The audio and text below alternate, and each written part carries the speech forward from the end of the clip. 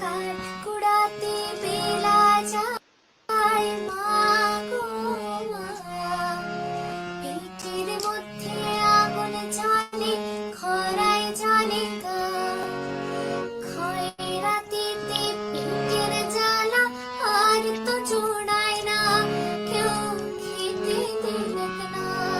কাঠকুড়াতে বেলা যায় মা গো মা, কাঠকুড়াতে বেলা যায় মা গো মা, পিঠের মধ্যে আগুন জ্বলে খরায় জ্বলে না, খয়রাতিতে পিঠের জ্বালা আর তো জোড়ায় না, কেউ খেতে দিলেক না। মা গো মা, কাঠকুড়াতে বেলা যায় মা গো মা।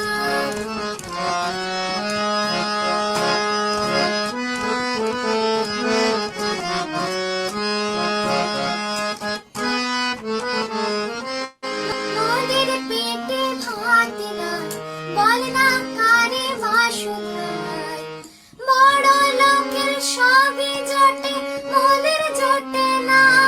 মোদের পেটে ভাত নাই, বল না কারে বাসুধাই, বড় লোকের সবই জোটে মোদের জোটে না, কেন মোদের জোটে না।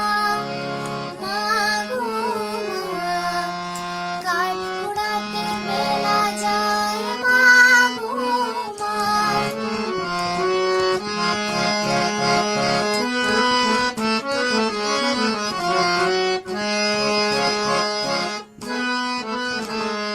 পুকুর ঘাটে পানি নাই, ক্ষেতের ফসল পড়ে যায়, নুন আনতে পান্তা ফোড়ায় দুঃখ ঘোচে না। পুকুর ঘাটে পানি নাই, ক্ষেতের ফসল পড়ে যায়, নুন আনতে পান্তা ফোড়ায় দুঃখ ঘোচে না, হায় গো দুঃখ ঘোচে না। মা গো মা, কাঠকুড়াতে বেলা যায় মা গো মা, পেটের মধ্যে আগুন জ্বলে খরায় জ্বলে না, খয়রাতিতে পেটের জ্বালা আর তো জোড়ায় না, কেউ খেতে দিলেক না। মা গো মা, কাঠকুড়াতে বেলা যায় মা গো মা, কাঠকুড়াতে বেলা যায় মা গো মা, কাঠকুড়াতে বেলা যায় মা গো মা।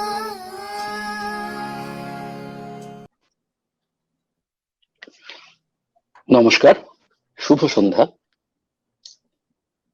রূপকথাকে অনেক ধন্যবাদ এই গানটা দিয়ে আজকের অনুষ্ঠান শুরু করার জন্য। আজকে আমাদের এই সন্ধ্যার যে অনুষ্ঠান তার নাম তাহাদের কথা। আমরা প্রাথমিকভাবে ভারতের অর্থনীতির যে সংকট দেখা দিয়েছে এবং সেই বিষয়ে কেন্দ্রীয় সরকার কি ভাবছেন তার একটা রূপরেখা আমরা জানি। প্রতি বছর যে বাজেট ঘোষণা হয়, অর্থমন্ত্রী যেটা করেন ফেব্রুয়ারি মাসের শেষ সপ্তাহে, এবছর একটু আগে করা হয়েছে, ফেব্রুয়ারি প্রথম সপ্তাহেই বাজেট ঘোষিত হয়েছে। তো আগামী 1.5 ঘন্টা আমরা মূলত যে বিষয় নিয়ে আলোচনা করব, যে 2020 সালটা সারা পৃথিবীর কাছেই তো ভীষণ একটা অন্য ধরনের বছর, একটা ভয়াবহ বছর হিসেবে কেটেছে। এবং শুধু যে আমরা মৃত্যুর মিছিল দেখেছি তাই নয়, সামাজিক সম্পর্কের বিন্যাসগুলো বদলে বদলে গেছে এবং পৃথিবীর বিভিন্ন প্রান্তে বেশ কিছু উগ্র দক্ষিণপন্থী শক্তি আমরা দেখছি তাদের উত্থান ঘটেছে এবং তারা রাষ্ট্রীয় ক্ষমতা, দীর্ঘদিন ধরেই তারা রাষ্ট্রীয় ক্ষমতাগুলো দখল করছে। সেই পরিপ্রেক্ষিতে ভারতের আজকের যে রাজনৈতিক পরিস্থিতি সেটাও আলোচিত হবে আগামী 1.5 ঘন্টার এই আলোচনায়। এবং সর্বোপরি এই মুহূর্তে দিল্লির যে সীমান্ত, সেখানে যে কৃষক আন্দোলন চলছে, আমরা সে বিষয়েও কিছু কথাবার্তা বলবো। এবং এই যে বাজেট, যা আমরা আবারও বলছি যে কেন্দ্রীয় সরকারের অর্থনৈতিক ভাবনার যে অভিমুখ, সেই সম্পর্কে আমাদের অন্তত একটা সাধারণ ধারণা দেয়। তো এবারের বাজেটে আমরা প্রথমত যে দুটো বিষয় নিয়ে জানতে চাইবো আমাদের অতিথিদের কাছে, এক হচ্ছে অবশ্যই স্বাস্থ্য। কোভিড এর পরে বিশেষত জনস্বাস্থ্য একটা খুব গুরুত্বপূর্ণ বিষয় হয়ে দাঁড়িয়েছে।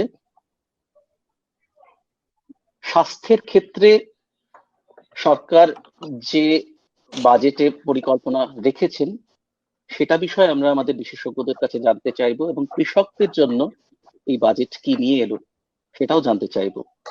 এছাড়া সাধারণভাবে আমরা জানি যে যেহেতু এই মুহূর্তে একটা অর্থনৈতিক মন্দার মধ্যে দেশ ঢুকে পড়েছে, 2020-21 সালের প্রথম দুটো যে আর্থিক ত্রৈমাসিক, অর্থাৎ এপ্রিল থেকে জুন এবং জুলাই থেকে সেপ্টেম্বর, এই দুটো আর্থিক ত্রৈমাসিকে যথাক্রমে 23.9 এবং 7.5% জাতীয় আয়ের হ্রাস হয়েছে। এবং এই অবস্থায় পৃথিবীর প্রায় সমস্ত অর্থনীতিবিদ, শুধু ভারতবর্ষের জন্য নয়, প্রায় সব দেশের জন্যই এই মুহূর্তে কোভিড এর যে মহামারী এবং তজ্জনিত লকডাউন, তা যে অর্থনৈতিক বিপর্যয় ডেকে এনেছে, এর দাওয়াই হিসেবে প্রায় সমস্ত অর্থনীতিবিদ, দক্ষিণপন্থী থেকে বামপন্থী পর্যন্ত, সবাই যে কথাটা বারবার করে বলছেন যে এই মুহূর্তে নিড অফ দ্য আওয়ার যেটা আমাদের, সেটা হলো মানুষের হাতে ক্রয় ক্ষমতা তুলে দেয়া, যাতে করে অর্থনীতির যে চাকাটা বন্ধ হয়ে গেছে, সেই চাকাটা আবার সচল হয়।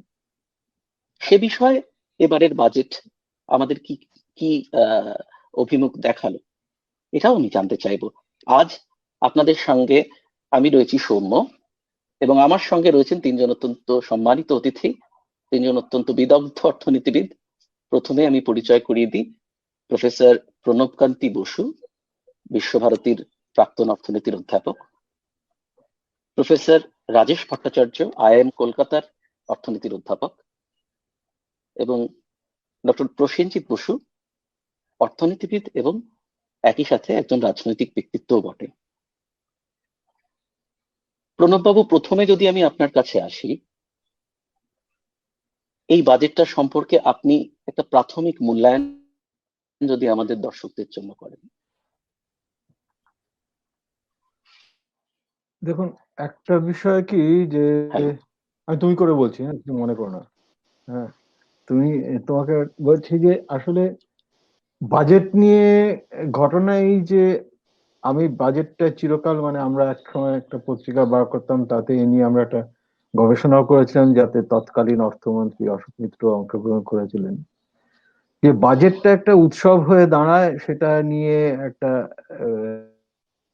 আমাদের যেমন নানা উৎসব থাকে, এটাও একটা রাজনৈতিক উৎসব নয়, এটা খুব যে গুরুত্বপূর্ণ আমার কাছে কোনোদিনই মনে হয়নি। তবে এবারকার বাজেটটা হয়তো গুরুত্বপূর্ণ হতে পারতো, যদিও হয়ে ওঠেনি, এটা আমার মনে হয়েছে। সেটার কারণ হলো তুমি যেটা আলোচনার সূত্রপাতেই বলেছো আর কি, যে 2000, মানে বিশেষ করে 2006-এর, যেটাকে দ্য গ্রেট রিসেশন বলা হয়, যে আর্থিক যে সংকট দেখা দেয় পুঁজিবাদী দুনিয়াতে, তারপরে দেখা যায় যে এক ধরনের ঐক্যমত গড়ে উঠেছে অর্থনীতিবিদদের মধ্যে। মোটামুটি মানে বামপন্থী অর্থনীতিবিদ কি, যে মেইন স্ট্রিম ইকোনমিস্টদের মধ্যে দুটো বিবাদমান গোষ্ঠী বলা যায় আর কি। একটা হলো কেনশিও, আর একটা হলো যেটাকে ক্লাসিক্যাল ধ্রুপদী বা নিও বলা যায়। তো দুটোর মধ্যে মূল পার্থক্য, অন্যতম পার্থক্য বা মূল পার্থক্যই বলা যায়, যে কেনশীয় অর্থনীতিবিদরা মনে করতো চিরকালই যে যে কোনো মন্দার থেকে পরিত্রাণের রাস্তাটা হলো চাহিদা বৃদ্ধি এবং মানুষের হাতে অর্থ পৌঁছে দেওয়া, সরকারি ব্যয় বৃদ্ধি করে তার ফলে চাঙ্গা হয়ে উঠবে অর্থনীতি। আর অন্যদিকে ক্লাসিক্যাল অর্থনীতিবিদরা মনে করত যে এইভাবে যদি চাহিদা বৃদ্ধি করা হয় তাহলে শুধু দাম বাড়বে, কিন্তু উৎপাদন বা নিয়োগ বাড়বে না, এবং উৎপাদন ও নিয়োগ বাড়াবার একমাত্র উপায় হলো যে উদ্যোগপতিদের নানাভাবে উৎসাহ দেওয়া। সেটা হতে পারে যে ঋণ, যে হতে পারে যে রপ্তানির সুযোগ দেওয়া, নানা রকম ভাবে সুযোগ দেওয়া। এবার 2006-এর পরে আমরা যেটা দেখলাম যে এটা মনে রাখতে হবে, কিন্তু এই দুই বিবাদমান গোষ্ঠী কিন্তু কেউ পুঁজিবাদ দের যে এটা মূলে রয়েছে পুঁজিবাদী ব্যবস্থা, এই ধরনের ধারণা কিন্তু দুজনেই কিন্তু চাইছিল, যে দুদলই চাইতো যে কি করে পুঁজিবাদী ব্যবস্থাকে রক্ষা করা যায়। 2006-এর পরে যেটা হলো যে ক্লাসিক্যাল বা নিও ক্লাসিক্যাল অর্থনীতিবিদরা তারা বুঝলো যে দাওয়াই সেটা কোনো রকমই কাজ করছে না।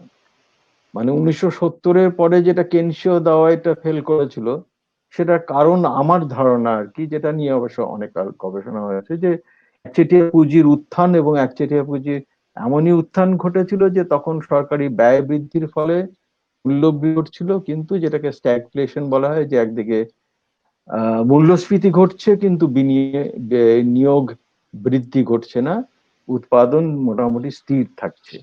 এইটার পরে নিও ক্লাসিক্যালদের উত্থান। এবার এই নিও ক্লাসিক্যালরা 2006-তে দেখলো যে এই ধরনের উৎসাহ, মানে এত গভীর সংকট, এর থেকে রেহাই পাওয়া একমাত্র উপায় হলো চাহিদা বৃদ্ধি এবং লোকের হাতে অর্থ পৌঁছে দেওয়া।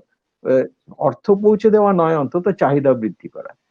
প্যান্ডেমিকের সময়, এই যে অতিমারির সময়, যেটা তাই দেখা যায় একটা, আমি বলতে পারি যে একটা ধারাবাহিকতা, এই চিন্তা ভাবনার একটা ধারাবাহিকতা দেখতে পাই, যেখানে মোটামুটি অর্থনীতিবিদেরা সবাই বলছে যে, মানে অতি দক্ষিণপন্থী অর্থনীতিবিদ বলছে যে কিরকম করে এর থেকে রেহাই পাওয়া যায়, শুধুমাত্র মানুষের হাতে অর্থ পৌঁছে দেওয়া, এছাড়া কোনো উপায় নেই এর থেকে রেহাই। চাহিদা না হলে নিয়োগও বাড়বে না, উৎপাদনও বাড়বে না।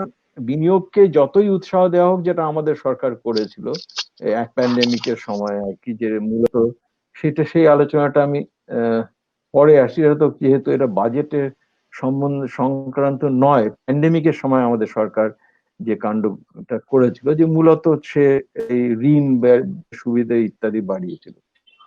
এবার বাজেটেও আমরা আশা করেছিলাম যে হয়তো এই ভাবনাতে কিছু বিচ্যুতি ঘটবে, ফিরে আসবে যেই পথ অর্থনীতিবিদরা বলছে সেই পথে। কিন্তু আশ্চর্যজনক ভাবে দেখা গেল যে এই বাজেটেও কিন্তু মানে আমি খুব, মানে একদম ব্রড একটা ফিগার বলছি, যে আমাদের এবারকার বাজেটে মোট প্রস্তাব ব্যয়, আমি যতদূর বুঝতে পেরেছি, মানে এটা সবসময় সব অনেক ঠিক আছে গন্ডগোল, 32,930 টাকা বেড়েছে আর কি গত বছরে, যা মোট রিভাইজড এস্টিমেট তার থেকে বেড়ে। গত বছরের মোট ব্যয় 34,500 কোটি টাকা, এর তুলনায় মাত্র 9% বেশি বেড়েছে। হ্যাঁ, এখন এই মূল্যস্ফীতি যদি 9% না, এটা তো বাড়ছে তোমার, সরি 0.9, মানে 1%-এর মতন। তার মানে অ্যাকচুয়ালি মূল্যস্ফীতি যদি ওই মানে 3-এর বেশি, তো 3-এর আশপাশে ধরে নিলে তার প্রকৃত ব্যয় কমেছে। আমরা যদি রিভাইজ এস্টিমেটস এর সঙ্গে বাজেট এস্টিমেট কম্পেয়ার করি, তাহলে এইটা একটা বিচিত্র ব্যাপার ঘটলো আর কি, যে আমরা যেখানে দেখেছি যে মানে ওই যেটা সৌম্য বললো আর কি, যে দুটো কমেছে, এবং ইকোনমিক সার্ভে অবশ্য তার ভিত্তিতে কি করে বলছে, যেখানে প্রথম কোয়ার্টারে কমেছে 23.9% এবং দ্বিতীয় কোয়ার্টারে 7.5%। ইকোনমিক সার্ভে বলছে যে সারা বছর ধরলে না 7% কমবে, সেটাও যদি বা ধরে নি, এবার তারপরে বলা হচ্ছে একটা ভি শেপ রিকভারি। হ্যাঁ, ভিটা সবাই বলছে আর কি, সেই IMF থেকে আমরা করে সবাই বলছে এটা কি করে ঘটবে এই কম ব্যয়ের মধ্যে দিয়ে, এটা আমি জানি না। আর আমি এটা খুঁটিয়ে তো হিসাবগুলো আমি দেখিনি। হেলথের ক্ষেত্রে তো অবশ্যই একটা কাজ আছে, এটা নিশ্চয়ই মানে আমার থেকে অনেক ভালো আর কি রাজেশ এরা বলতে পারবে আর কি। যে আমার কাছে যে হিসাবগুলো দেখছিলাম যে এটা তো হেলথের ওই ভ্যাকসিন আর তার সঙ্গে যে যেগুলো যোগ করা হয়েছে, যেগুলো স্বাস্থ্যের তলায় থাকতো না, স্যানিটেশন, ওয়াটার ইত্যাদি, এইগুলো নিলে তাহলে সামান্যই বেড়েছে। যে যেটা স্বাস্থ্যটা যদি আমাদের একটা গুরুত্বপূর্ণ জায়গা হয় নারীর বিচারে, তাহলে কিছুই বাড়েনি এই পর্যন্ত। বাজেট নিয়ে আমি এর থেকে বেশি ভাবি।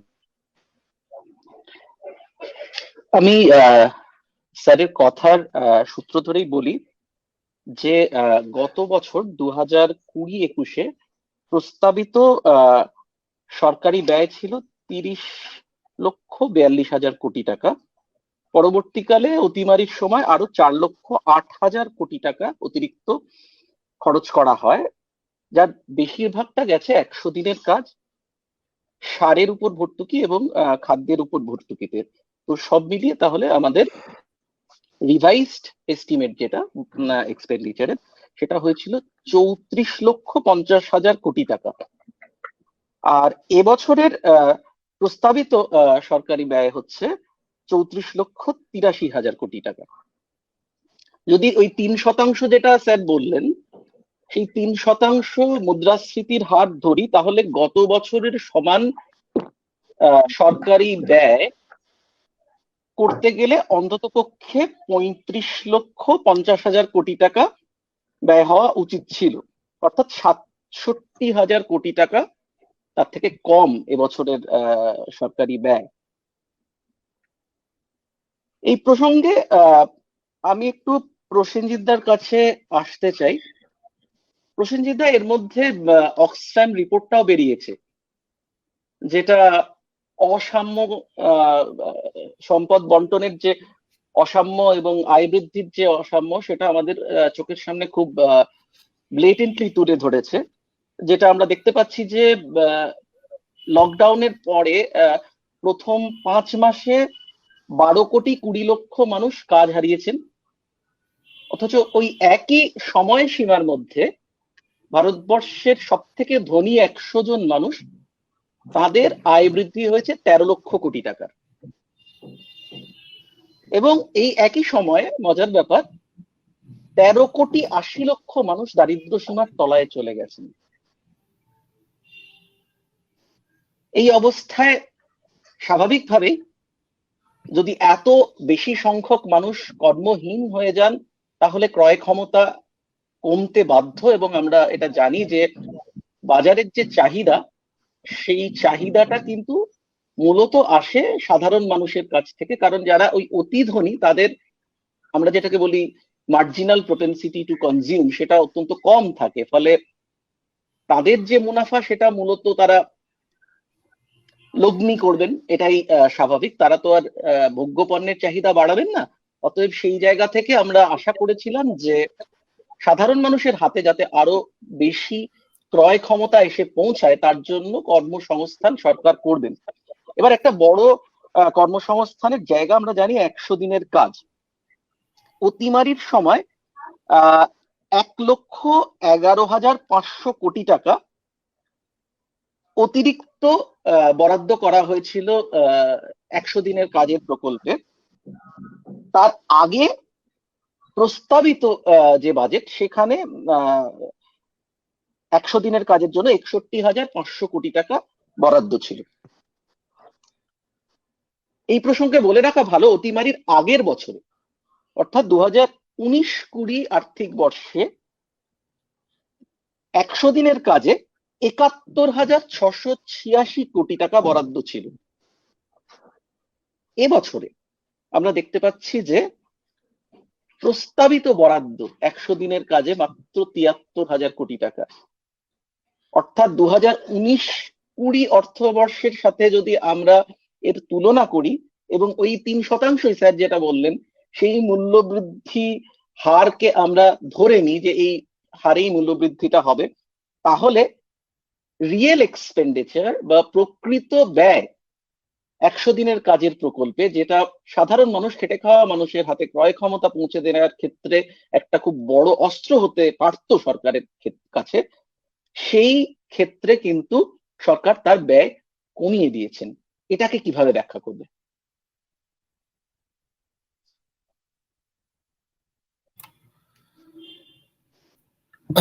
আচ্ছা, আমি ওই সবটা শুনতে পাইনি। প্রথম বিষয়টা হচ্ছে যে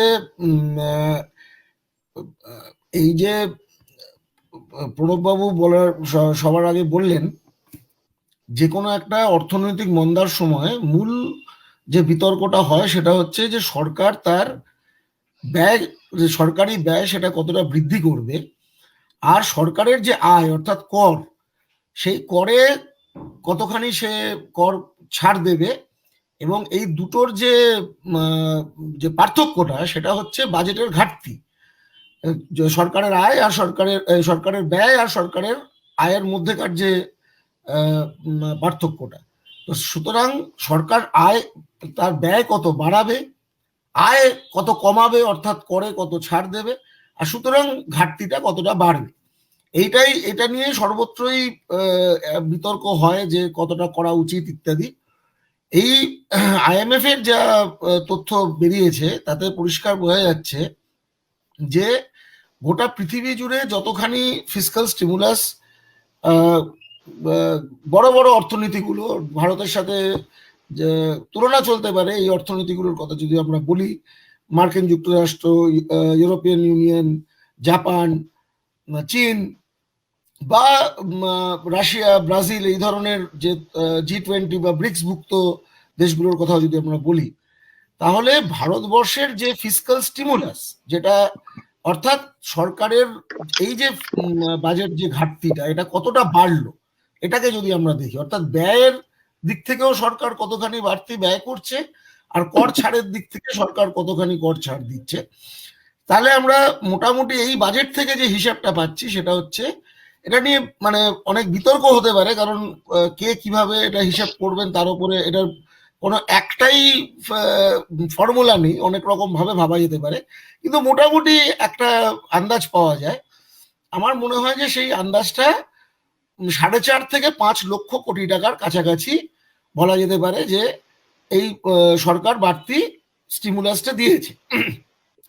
এখন যদি খুব, আমি অর্থনীতির তাত্ত্বিক বিতর্কের মধ্যে যেতে চাই না, যারা বিভিন্ন মতাদর্শগত অবস্থান আছে অর্থনীতির মধ্যে, সেটা যে কোনো একটা সমাজ বিজ্ঞানের মধ্যেই থাকে, কিন্তু পলিসির লেভেলে, প্র্যাকটিক্যাল লেভেলে যেটা হয় সেটা হচ্ছে যে মোটামুটি পলিসির যে বিতর্ক হয় সেখানে যে দুটো অবস্থানের কথা প্রণববাবু বলছিলেন, তার মধ্যে এই আমাদের দেশে অধিকাংশ অর্থনীতিবিদ এটাই বলছিলেন যে মোটামুটি ভাবে 10 লক্ষ কোটি টাকা ন্যূনতম স্টিমুলাসের সাইজটা হওয়া উচিত, এবং সেই নিয়ে সে টাকা কোথা থেকে আসবে সেই নিয়েও নানা রকমের মতামত ছিল, যে এটা নিয়ে বন্ড ছাপানো উচিত বা কর, কেউ বলেছিলেন কর বাড়ানো উচিত। তুমি যেরকম অক্সফ্যামের রিপোর্টের কথা বলছিলে যে যেভাবে লকডাউন বা এর বাজারেও মূলত স্টক মার্কেট বুমের জন্য যেটা হচ্ছে যে যারা কোটিপতি তারা আরো মানে কোটি কোটি টাকা তাদের ওয়েলথ বৃদ্ধি হচ্ছে, কারণ একটা স্টক মার্কেটের বুম চলছে, তাদের মার্কেট ভ্যালুয়েশন বেড়ে যাচ্ছে, তাহলে তাদের থেকে ওয়েলথ ট্যাক্স বাড়িয়ে কিছু সরকার আয় করা যায় কিনা, এইসব নানা রকমের মত ছিল, কিন্তু কনসেনসাস মোটামুটি এটাই ছিল যে সরকারি খরচা ব্যাপক হারে বাড়ানো উচিত এবং সেটা 10 লক্ষ কোটি টাকার কাছাকাছি যাওয়া উচিত। আমি 2-3টে নাম বলছি। অরবিন্দ সুব্রমণিয়াম, তিনি এই সরকারের আগের টার্মে তিনি ইকোনমিক অ্যাডভাইজার ছিলেন। কৌশিক বসু, তিনি তার আগের সরকারের ইকোনমিক অ্যাডভাইজার ছিলেন, এবং যারা কখনো সরকারে ছিল না এরকম অর্থনীতিবিদরাও মোটামুটি এই ধরনের একটা মত উঠে এসেছিল, এবং তার মধ্যেই টাকাটা কিভাবে খরচ হবে, অবশ্যই স্বাস্থ্যক্ষেত্রে একটা বিশাল পরিমাণ খরচের কথা বলা হচ্ছিল, মানুষের হাতে সোজাসুজি যে টাকা তুলে দেওয়ার কথা আসছিল, গ্রামাঞ্চলে বিশেষত যে পরিযায়ী শ্রমিকরা ফিরে আসছেন কাজ হারিয়ে গ্রামাঞ্চলে, তাদের হাতে টাকা, এরকম দাবিও উঠেছিল যে অন্তত মাসে যেরকম ফ্রি ফুড গ্রেন অর্থাৎ বিনামূল্যে যেরকম খাদ্যশস্য আমাদের রাজ্যেও দেওয়া হয়েছিল না, এখনো চলছে সেটা, কারণ আমাদের রাজ্যে নির্বাচন আছে, সুতরাং এটা চালানো হচ্ছে এখনো। অনেক রাজ্যে এখন বন্ধ করে দেওয়া হয়েছে, কিন্তু অনেক রাজ্যে বিনামূল্যে খাদ্য শস্য দেওয়া হচ্ছিল রেশনের মাধ্যমে। তো তার সাথে দাবি করা হয়েছিল যে অন্তত 7,500 টাকা, এটা আরো বেশিও অনেকে দাবি করেছিলেন, কিন্তু ন্যূনতম 7,500 টাকা হচ্ছে প্রতি পরিবার, অন্তত যারা অসংগঠিত ক্ষেত্রের পরিবার, অর্থাৎ আমাদের দেশের অধিকাংশ গরিব পরিবার সেটা হয়, মেজরিটি পপুলেশনেরই সেটা হয়, তাদেরকে 7,500 টাকা করে মাসে দেওয়া, এবং সেই হিসেবেই এরকম একটা 10 লক্ষ কোটি টাকার কথা বলা হয়েছিল। সেটা সরকার করেনি। এখন করেনি কেন? কারণ সরকার এই এই আমার ধারণা এই অবস্থানটাতে তারা বিশ্বাস করে না। সরকার যেটা বিশ্বাস করে সেটা হচ্ছে যে চাহিদা সৃষ্টি করে অর্থনীতির সংকট থেকে বেরোনোর যে যে তত্ত্ব, সেই কেন্দ্রীয় তত্ত্ব, সেখানে আমার মনে হয় না যে এই সরকার সেটা বিশ্বাস করে। এই সরকার যেটা বিশ্বাস করে, যেটা ইকোনমিক্সের টার্মসে বলা যায় সাপ্লাই সাইড ইকোনমিক্স, তারই বিভিন্ন উদাহরণ আমরা দেখছি। যে একদিকে সে বলছে 8 ঘন্টার জায়গায় 12 ঘন্টা কাজ করতে হবে শ্রমিকদের, শ্রম আইনে তার জন্য পরিবর্তন আনতে হবে, এবং লেবার এক্সপ্লয়টেশন বাড়াতে হবে, যেটা ইকোনমিক্সের টার্মসে হচ্ছে লেবার প্রোডাক্টিভিটি বাড়বে। তাহলে লেবার প্রোডাক্টিভিটি বাড়ানোর মাধ্যমে আমি বেশি উৎপাদন করব এবং আমি সংকট থেকে বেরোবার চেষ্টা করছি। আমি আমাদের দেশে আরো বেশি বেশি করে বেসরকারীকরণ করার কথা বলছি। আরো বেশি বেশি করে বেসরকারীকরণ করার ফলে আমি মনে করছি যে বিদেশি বিনিয়োগ আরো বাড়বে বা বেসরকারি বিনিয়োগ আরো উৎসাহিত হবে। এটাও এক ধরনের সাপ্লাই সাইড ভিউ। কৃষিক্ষেত্রের বিষয়টা এখানে যেহেতু আলোচনার একটা বিষয়বস্তু হিসেবে আছে, কৃষিক্ষেত্র এই একই ধরনের, যে কৃষিক্ষেত্রে যে যদিও অন্যান্য শিল্প এবং সেবা ক্ষেত্রে যেভাবে সংকোচন হয়েছে, মারাত্মক সংকোচন হয়েছে এই অর্থবর্ষে, কৃষিক্ষেত্রে সেটা হয়নি। কৃষিক্ষেত্রে পজিটিভ ইকোনমিক গ্রোথ 3% একটু আশেপাশে আছে, কিন্তু তা সত্ত্বেও তারা বলছেন যে না, এইভাবে কৃষিক্ষেত্রের বিপণন ব্যবস্থা নয়, আমরা চাই যে বড় বড় কর্পোরেটরা কৃষিক্ষেত্রে ঢুকুক, তারা বাজার স্থাপন করুক, সরকারি যে মান্ডিগুলো আছে সেগুলো একমাত্র কেন হবে, বড় বড় কর্পোরেটরা ডিরেক্টলি ফার্মারদের সাথে চুক্তি চাষে আসবে, তারা বড় বড় মান্ডি তৈরি করবে বা লজিস্টিক হাব তৈরি করবে, এবং আস্তে আস্তে সরকার যেটা চাইছে যে এই পুরো কৃষি বিপণন ব্যবস্থাটা হচ্ছে বেসরকারি কর্পোরেটদের হাতে চলে যাক, এবং সেই জন্য তারা এসেনশিয়াল কমোডিটিজ অ্যাক্টেও অ্যামেন্ডমেন্ট এনেছে, যাতে করে মানে এই যে খাদ্যশস্য মজুত করার ক্ষেত্রে যে কোনো নিয়ন্ত্রণ যেন কম করে দেওয়া হয়, প্রায় কোনো নিয়ন্ত্রণই যেন না থাকে, যে যত খুশি চাল ডাল আটা নুন তেল যত খুশি সে মজুত করতে পারে, যে কোনো বড় কর্পোরেট হচ্ছে করতে পারে। এই সমস্তগুলো যে তারা করেছে, সেগুলো করেছে কারণ তারা এই সাপ্লাই সাইড দৃষ্টিভঙ্গিটাতে বিশ্বাস করে। তারা মনে করে যে এইগুলো করলে অর্থনীতির উৎপাদনশীলতা বাড়বে এবং তার ফলে তারা ক্রাইসিস থেকে বেরোতে পারবে। সেই জন্যই আমার মনে হয় যে তারা এই চাহিদার যে বিষয়টা, এটাকে কম জোর দিয়েছে। আর যে সরকারের যে এই যে বললাম আমি ফিসকাল ডেফিসিটের যে তারা গত বছর থেকে বাড়িয়েছে, সে বিষয়ে কোনো সন্দেহ নেই। সরকারি খরচা যেমন যে হিসাবটা বলছিল 30 লক্ষ কোটি টাকা তারা বাজেট এস্টিমেট করেছিল, 34 লক্ষ কোটি টাকা খরচা করেছে, তার মানে 4 লক্ষ কোটি টাকা বাড়িয়েছে। এর ফাইন প্রিন্টে যদি ঢোকা হয় তাহলে দেখা যাবে যে আসলে বাড়ানোটাও মানে যেমন আমাদের দেশে খাদ্য যে ভর্তুকি ফুড সাবসিডি, তার মধ্যে একটা বড় পার্ট হচ্ছে যে এফসিআই প্রকিওর করে। এখন এরা যেটা করছিল এর আগের বছরগুলোতে, যে ফুড সাবসিডিটাকে কম দেখানোর জন্য, বাজেট ডেফিসিটটাকে কম দেখানোর জন্য এফসিআই এর প্রচুর টাকা তারা যে প্রকিউরমেন্টে খরচা করে সেটা তারা ন্যাশনাল স্মল সেভিংস ফান্ড থেকে ধার নিচ্ছিল। এটা বাজেটেরই খরচা দেখানো উচিত, কিন্তু এতদিন সরকার দেখাচ্ছিল না।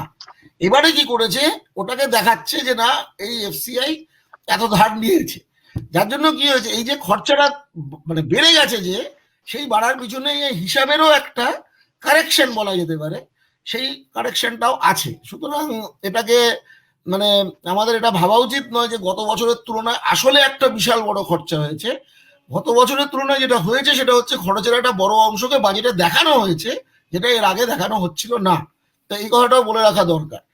আর সব থেকে যেটা গুরুত্বপূর্ণ আমার মনে হয়, যে যেটা দুশ্চিন্তারও কারণ বটে, যে যেভাবে গত বছরের, তাও মানে এই এই যে চলছে এখনো অর্থবর্ষটা শেষ হয়নি, মার্চ মাসে গিয়ে শেষ হবে, সেখানে যতখানিও তারা বাড়িয়েছে খরচা, সামনের বছর অর্থাৎ এর পরের বছর সেই খরচাটুকু মানে বাড়ানোর ক্ষেত্রে সে প্র্যাকটিক্যালি রিভাইজ এস্টিমেটের সাথে সামনের বছরের যে বাজেট এস্টিমেট সেটা একদম হুবহু এক। তো যেটা প্রণববাবু বলছিলেন যে যে যদি আমরা ন্যূনতম একটা ইনফ্লেশন ধরি না কেন, এটা আসলে রিয়েল টার্মসে আসলে, কারণ মূল্যবৃদ্ধি বাড়ছে, আমি একই রকম খরচা রাখছি, মানে আমি আসলে সরকারি খরচাটা কমাচ্ছি। তো সুতরাং তারা এই যে স্টিমুলাস যতটুকু তারা দিয়েছে, সেই স্টিমুলাসটা প্র্যাকটিক্যালি তারা উইথড্র করে নিচ্ছে খরচের টার্মস। এবং সেটা কিভাবে করছে, একদিকে তারা বলছে আমরা ইনফ্রাস্ট্রাকচারে প্রচুর টাকা ঢালছি, কিন্তু যেটাকে বলে যে রবিং পিটার টু পে পল, যে এমন বহু স্কিম আছে যেগুলো তারা বন্ধ করে দিচ্ছে, বা যেখানে তারা টাকা কাটছে, কেটে কিছু খাতে টাকা বাড়াচ্ছে, বাড়ানোটাকে তারা বড়সড় করে দেখাচ্ছে, কিন্তু যেখানে কাটছে সেটা বলছে না। কিন্তু সেটা যদি বাজেটের হিসাব যারা বোঝে তারা দেখছে, যখন তখন দেখছে যে প্রচুর টাকা কাটা হয়েছে, ফুড সাবসিডিতে কাটা হয়েছে, ফার্টিলাইজার সাবসিডিতে কাটা হয়েছে, 100 দিনের কাজে কাটা হয়েছে, আরো অনেক ক্ষেত্রে হচ্ছে কাটা হয়েছে। এখন সেটা কাটা হচ্ছে, তার কারণ হচ্ছে যে সরকার মনে করছে যে অর্থনীতিতে যতটুকু দাওয়াই তারা দিয়েছে অলরেডি সেটা একটা ভি শেপ রিকভারি ইকোনমিকে নিয়ে চলে গেছে, যার জন্য আর স্টিমুলাসের কোনো প্রয়োজন নেই, এটা তারা মনে করছে। আমার মনে হয় যে এটা তারা ঠিক মনে করছে না। আমার মনে হয় অনেকেই সেটা মনে করেন। আমি জানি না রাজেশ কি, আমি শুনবো, আমি উদ্গ্রীব হয়ে আছি যে রাজেশের কি মত এই বিষয়ে শোনার, কিন্তু আমার মনে হয় যে অনেকেই এই বিষয়ে একমত হবেন যে অর্থনীতির যে ভি শেপ রিকভারির কথা বলা হচ্ছে এটা অনেকটাই অতিরঞ্জিত। এতটা এরকম শার্প রিকভারি নাও হতে পারে, বিশেষত বেসরকারি পুঁজির যে উৎসাহ প্রদান করলেই বেসরকারি, যেমন ধরুন এয়ার ইন্ডিয়া 2 বছর ধরে সরকার বিক্রি করার কথা বলছে, সরকার চাইছে বেসরকারিকরণ, কিন্তু কেউ কি এসে কিনছে এয়ার ইন্ডিয়া? কিনছে না, সে খদ্দের পাচ্ছে না। তাহলে উৎসাহ দিলেই, বেসরকারিকরণ করলেই যে বেসরকারি বিনিয়োগ হয়, এই ধারণাটা একটা ভুল ধারণা, সেটা প্রমাণিত। কিন্তু সরকার মনে করছে যে তার সাথে আমি যদি এখন বলি ব্যাংকও বেচে দেবো, ইন্স্যুরেন্সও বেচে দেবো, রেলও বেচে দেবো, সব বেচে দেবো, তাহলে বেসরকারি বিনিয়োগ হবে, এটা সরকার মনে করছে। আমার মনে হয় না এরকম কিছু হবে। আর এরকম কিছু না হলে যেটা হবে যে অর্থনীতির ভি শেপ রিকভারি হবে না, শেপটা অন্যরকম কিছু হবে, কে শেপ হতে পারে, ডাব্লিউ শেপ হতে পারে, সবটা মিলে একটা বিশাল বড় শূন্য শেপ হয়ে যেতে পারে।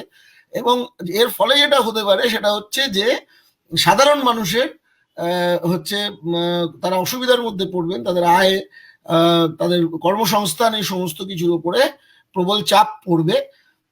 যার ফলে আমার মনে হয় যে এবারের বাজেটটা যতখানি, এবং এটা যদি একবার খালি তুলনা করা যায় যে পৃথিবীর অন্যান্য দেশে, এবং আমাদের তো আজকের দিনে তো পুঁজিবাদী দেশ ব্যতীত অন্য কোনো দেশ নেই, সব দেশই পুঁজিবাদী দেশ।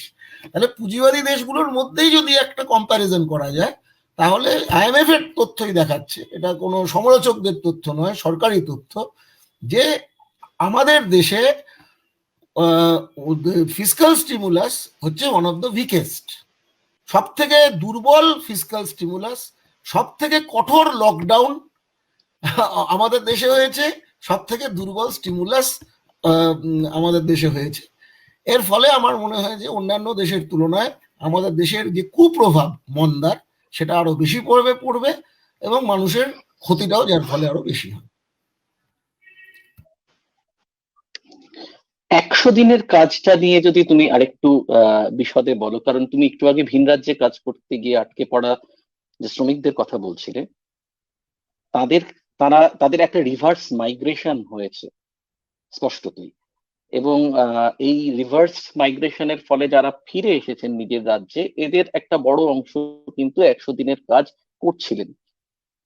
কার্যত দেখা যাচ্ছে 100 দিনের কাজের ক্ষেত্রে মানে কোভিড এর আগের বছরের যে সরকারি ব্যয় 100 দিনের কাজে, তার থেকেও এবছরের রিয়েল টার্মসে বা প্রকৃত ব্যয় কমে গেছে।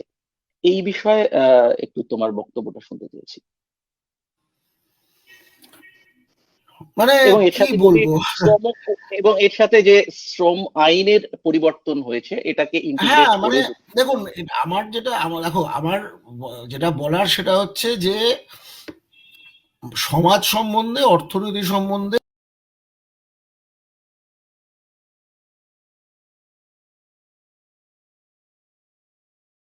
দেখা বা তাদের আহ, উম, আহ, তাদের তাহাদের কথা যাহাদের কথা তাদের দৃষ্টিভঙ্গি থেকে সমাজকে বা অর্থনীতিকে দেখা। আর আরেকটা হচ্ছে যে যারা বড় পুঁজির মালিক বা যারা শাসক তাদের দৃষ্টিভঙ্গি থেকে দেখা। তো স্বভাবতই যেটা আমি বলতে চাইছি হচ্ছে যে এই বাজেটটা যে দৃষ্টিভঙ্গি থেকে করা হয়েছে সেটা হচ্ছে ওই শাসকদের দৃষ্টিভঙ্গি থেকে। আর যারা খেটে খায় তাদের দৃষ্টিভঙ্গি থেকে এই বাজেটটা বা তাদের ভালো করার জন্য এই বাজেটটা করা হয়নি। সেটা যদি হতো তাহলে বিকল্প প্রস্তাব ছিল, সেগুলো তারা করতে পারতেন, সেগুলো তারা করেননি। এখন এর ফলে কি হবে, আহ, একটা কথা যেটা বলা যেতে পারে সেটা হচ্ছে যে এমপ্লয়মেন্টের সিচুয়েশন, কর্মসংস্থানের অবস্থা আরো খারাপের দিকে যাবে, এটা পরিষ্কার ভাবেই হবে। কিন্তু এক্স্যাক্টলি আরো কি ভাবে হবে, কৃষিক্ষেত্রের ওপরে মানুষের নির্ভরশীলতা আরো বেড়ে যাবে না, আরো অন্যান্য ধরনের ইনফর্মাল সেক্টর, যেমন একটা কথা আমি শহরের ক্ষেত্রে বলতে পারি, আমি যেখানে থাকি, আমি জায়গার নাম বলছি না, কিন্তু সেই অঞ্চলে আমি গত 6 মাস ধরে লক্ষ্য করছি যে একটা বিশাল সংখ্যার মানুষ যারা আগে ফুটপাতে বসে সবজি বিক্রি করতেন না, তারা আজ অব্দি এই গত 6 মাসে ফুটপাতে বসে সবজি বিক্রি করছেন। এবং এরা এর আগে বিভিন্ন অন্যান্য পেশায় এনারা ছিলেন। কেউ এটা করতেন, কেউ ওটা করতেন, সেগুলো তারা আর করতে পারছেন না। এখন তারা একটা শখ থেকে, মানে একটা শখ অ্যাবজর্ভারের মতো, যে তারা ইনফর্মাল সেক্টরে তারা সবজি বিক্রেতা হয়ে যাচ্ছেন। এবং এমন এমন জায়গায় তারা এখন বসে সবজি বিক্রি করছেন যেটা আজ থেকে 6 মাস আগেও সেখানে কোনো কেউ সবজি বাজারও ছিল না, কিছু ছিল না। তাহলে এটা আমি একটা আমার চোখের সামনের উদাহরণ বললাম। তো এরকম ধরনের নানা রকম উদাহরণ আমরা দেখবো। একটা সোসাইটিতে যখন আনএমপ্লয়মেন্ট বাড়ে, তখন আমাদের মতো একটা লেবার সারপ্লাস ইকোনমিতে, যেখানে এমনি এমপ্লয়মেন্ট এর অবস্থা খুব খারাপ, আনএমপ্লয়মেন্ট ইনফর্মাল সেক্টরটা বিশাল বড়, তো এই ধরনের আরো পারভার্স ইমপ্লিকেশন, খারাপের দিকে সিচুয়েশনটা যাবে, এটাই আমার মনে হয়। আমি আর বেশি বলবো না, আমি একটু রাজেশের বক্তব্যটা শুনতে চাইছি। আমার মনে হয় একটু আমি, তুমি যদি রাজেশকে একটু বলতে পারো, আমি একটু শুনবো হ্যাঁ, মতামত। অধ্যাপক রাজেশ ভট্টাচার্যের কাছে এবার আমি আসবো। প্রসেনজিৎ দা এবং প্রণববাবু দুজনের কথাতেই একটা কথা বারবার উঠে আসছে যে আহ, বিতর্কটা একদিকে কেনশীয় যে ধারা, যে একটা অর্থনীতি যখন সংকটে পড়ে তখন আর্টিফিশিয়াল ডিমান্ড জেনারেশন যেটাকে আমরা বলি, যে সরকার তার খরচ বাড়ানোর মাধ্যমে বাজারের চাহিদাটা তৈরি করবে এবং তার ফলে অর্থনীতির চাকাটা সামনের দিকে গড়াবে, একটা মাল্টিপ্লায়ার এফেক্ট তৈরি হবে যখন একটা ডিমান্ড সাইড রিসেশন দেখা দেয়। এবার এখন আমরা কোভিড এর ফলে এই যে গত দুটো ফাইন্যান্সিয়াল কোয়ার্টারের যে ভয়াবহ আর্থিক হ্রাসের হিসেবটা দেখতে পাচ্ছি, আমরা আরো বেশি বেশি করে ফিসকাল স্টিমুলাসের কথা আলোচনা করছি বটে, কিন্তু আমরা যদি একটু পিছিয়েও যাই তাহলে দেখবো যে এই পুরো অর্থনৈতিক বিপর্যয়টা কিন্তু শুধুমাত্র কোভিড হয়েছে, লকডাউন হয়েছে, এবং নির্মলা সীতারামন যেরকম বলেছিলেন কিছুদিন আগে যখন ওই লকডাউনের পরে কোভিড স্পেশাল প্যাকেজটা ঘোষণা করেছিলেন, যে এটা দৈব দুর্বিপাক একটা, তো তার ফলে তো অর্থনীতির একটা ক্ষতি হবেই।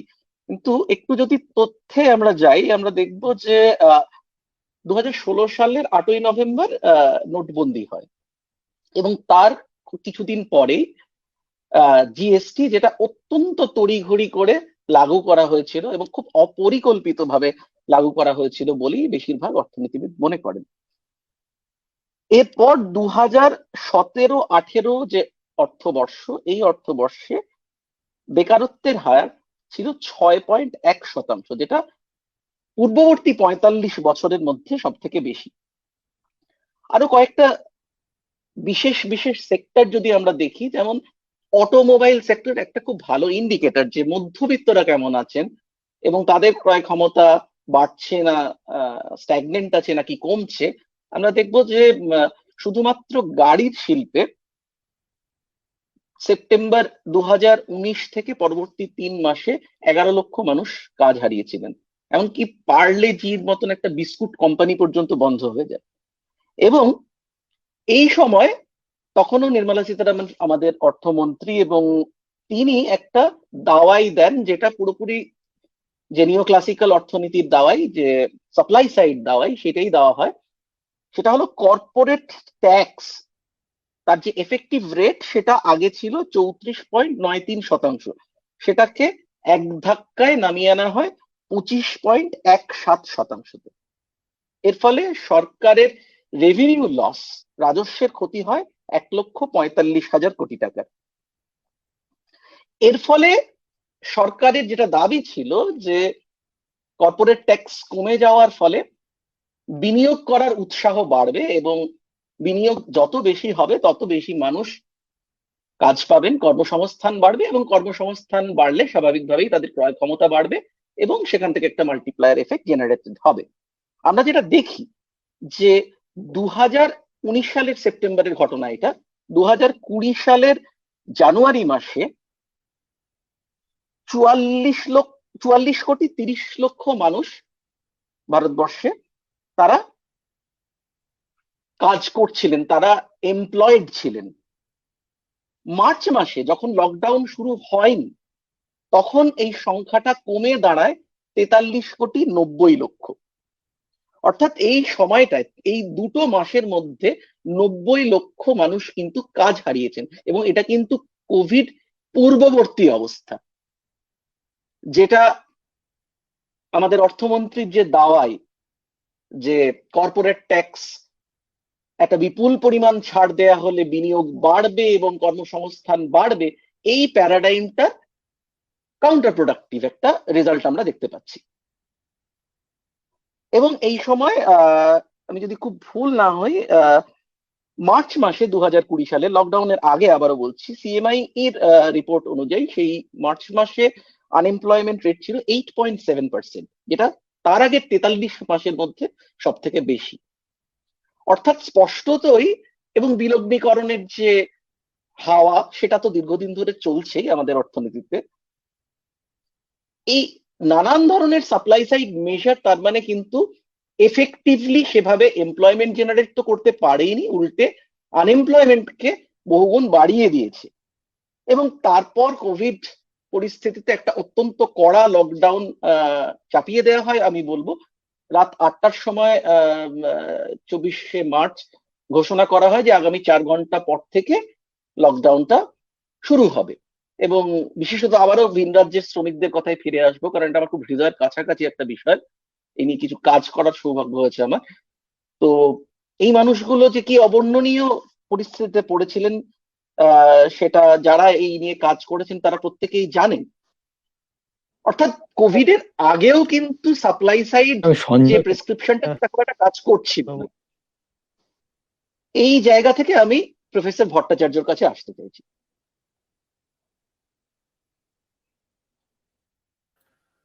না, আমি একটা কাজ করি, যেহেতু আলোচনার মধ্যে অলরেডি রাজেশ বলার আগে আমি একটা কথা একটু, হ্যাঁ সৌম্য এই প্রশ্ন মানে ছড়িয়ে দিচ্ছ তো, মানে তাতে করে প্রশ্নটা ঠিক কি, মানে আমি অন্তত আমার বুঝতে অসুবিধা হচ্ছে। যদি একটু ফোকাস থাকে এই সঞ্চালনটা, তাহলে হয়তো মানে আমার যখন অসুবিধা হচ্ছে আমার শ্রোতাদেরও অসুবিধা হতে পারে। হ্যাঁ রাজেশ। হ্যাঁ, বলবো। আচ্ছা, না, ব্যাপারটা হচ্ছে যে আমরা তো আলোচনাটার মধ্যে ঢুকে গেছি।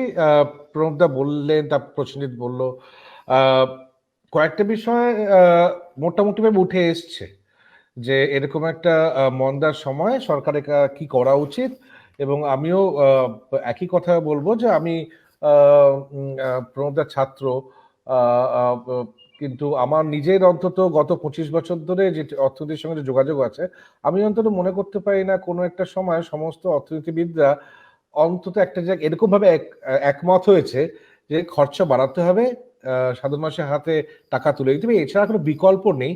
এই সাধারণত ব্যাপারে এত দক্ষিণপন্থী বামপন্থী সবর্ণ ধরনের রাজনৈতিক মতবাদের অর্থনীতিবিদরা এগ্রি করেছেন, এটা কিন্তু আমি আগে দেখিনি। সুতরাং সমস্যাটা খুব ভালোভাবেই চিহ্নিত, সেটার কি ভাবে সেটার সমাধানটা কি, সেটাও বারবার বলা হচ্ছে, সবাই বলেছে। এখন উদ্দেশ্যটা হচ্ছে কেন এটা করেনি। এখন আমি মধ্যে ব্যাপারটা যেহেতু প্রসেনজিৎ বলেছে, প্রণববা বলেছে, আমি এটা করি এক একটা ছোটখাটো জিনিস নিয়ে বরঞ্চ বলি। যেমন লাস্ট এই যে কথাটা কর্পোরেট ট্যাক্স, যেটা কথাটা উঠে এসছে। আচ্ছা, কর্পোরেট ট্যাক্স কমালে বেসরকারি বিনিয়োগ বাড়বে, খুব ভালো কথা। বেসরকারি বিনিয়োগ বাড়ে শুধু এই কারণে নয় যে তার হাতে বেশি টাকা আছে বা সে আয় করলে বেশি টাকা তার কাছে থাকবে, কারণ কম টাকা ট্যাক্স হিসেবে কেটে নেবে। শুধু এটার উপর দাঁড়িয়ে বেসরকারি বিনিয়োগ বাড়ে না। বেসরকারি বিনিয়োগটা বাড়ে যদি সে মনে হয় যে যে জিনিসটা উৎপাদন করবে সেটা বাজারে বেচতে পারবে। বাজারের যদি একটা কোনো স্টেবিলিটি না থাকে তাহলে আসলে বেসরকারি বিনিয়োগ উৎসাহিত হবে না, এটা প্রথম কথা। দ্বিতীয়ত, আমি যদি ধরেও নিই যে বাজারের কথাটা বাদ দিলাম, যদি টাকা বেশি থাকে বেসরকারি বিনিয়োগকারীর কাছে, তাহলে তারা বিনিয়োগ করবে। এখন এই যে দ্বিতীয় স্টেটমেন্টটা করলাম, টাকা বেশি থাকলে সে বিনিয়োগ করবে, এখানে কি করে আমরা এই ধারণাটা পৌঁছলাম যে আমি ট্যাক্স নিচ্ছি না সুতরাং সে দেশে বিনিয়োগ করবে? প্রথম কথা আমরা জানতে হবে আমরা একটা গ্লোবালাইজ বিশ্বায়িত অর্থনীতিতে আছি। আমি দেশে যদি চাহিদা সংকট থাকে আমি দেশে বাইরে বিনিয়োগ করতে পারি, উৎপাদনের ক্ষেত্রে বলতে পারি, এটা বিশ্বায়িত অর্থনীতিতে। তাহলে কি করে ধরছি সে দেশের ভিতরেই বিনিয়োগ করবে? দ্বিতীয়ত, আমি যে উৎপাদনেই বিনিয়োগ করব সেটা কি করে ধরে নিচ্ছি? আমি এটা ফিনান্সিয়াল সেক্টরেও বিনিয়োগ করতে পারি, স্টক মার্কেটগুলো যদি চাঙ্গা রাখতে পারি তাহলে ফিনান্সিয়াল সেক্টরে বিনিয়োগ করতে পারি। অর্থাৎ এই যে আমি সরকার যুক্তিটা, আমি কর্পোরেট ট্যাক্স কমালে বিনিয়োগ হবে মানে হচ্ছে সেটাতে কলকারখানা তৈরি হবে, তবে তো কর্মসংস্থানের বিষয়টা আসে, তাই তো? তাহলে আমি কর্পোরেট ট্যাক্সে ছাড় দিলে সেখান থেকে বিনিয়োগ হবে, সেখান থেকে কর্মসংস্থান হবে, সেখান থেকে বাজার চাঙ্গা হবে। এর মধ্যে অনেকগুলো অ্যাজাম্পশন রয়েছে যেটা আমরা অর্থনীতিতে বলে থাকি। তার মধ্যে একটা হচ্ছে সে দেশের বাইরে নিয়ে যাবে না, দ্বিতীয়ত সে কলকারখানার মতো তার কারখানাটাকেই বাড়াবে, সে সেটাকে এমনি অন্য স্টক মার্কেটে বা অন্য জায়গায় সেকেন্ডারি শেয়ার মার্কেটে সে খেলাবে না বা বিদেশে ফাইন্যান্সিয়াল ইনভেস্টমেন্ট করবে না। এইগুলো কিন্তু অনুমান, এটা ধরে নেওয়া হচ্ছে হবে। অর্থাৎ সরাসরি কোনো লিঙ্ক নেই কেন আমি কর্পোরেট ট্যাক্স কমালে কলকারখানা নতুন তৈরি হবে, এই জিনিসটা কখনো স্পষ্ট করা বলা হয় না। যে কারণে সবাই বলছে যে সরাসরি মানুষের হাতে টাকা দিলে, এবং সেটাই একমাত্র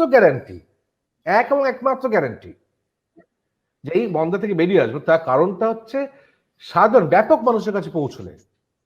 এমন কোনো প্রকল্প নিলে হবে না যেটা হচ্ছে সমাজের 2%, 5%, 10% মানুষের কাছে পৌঁছলো।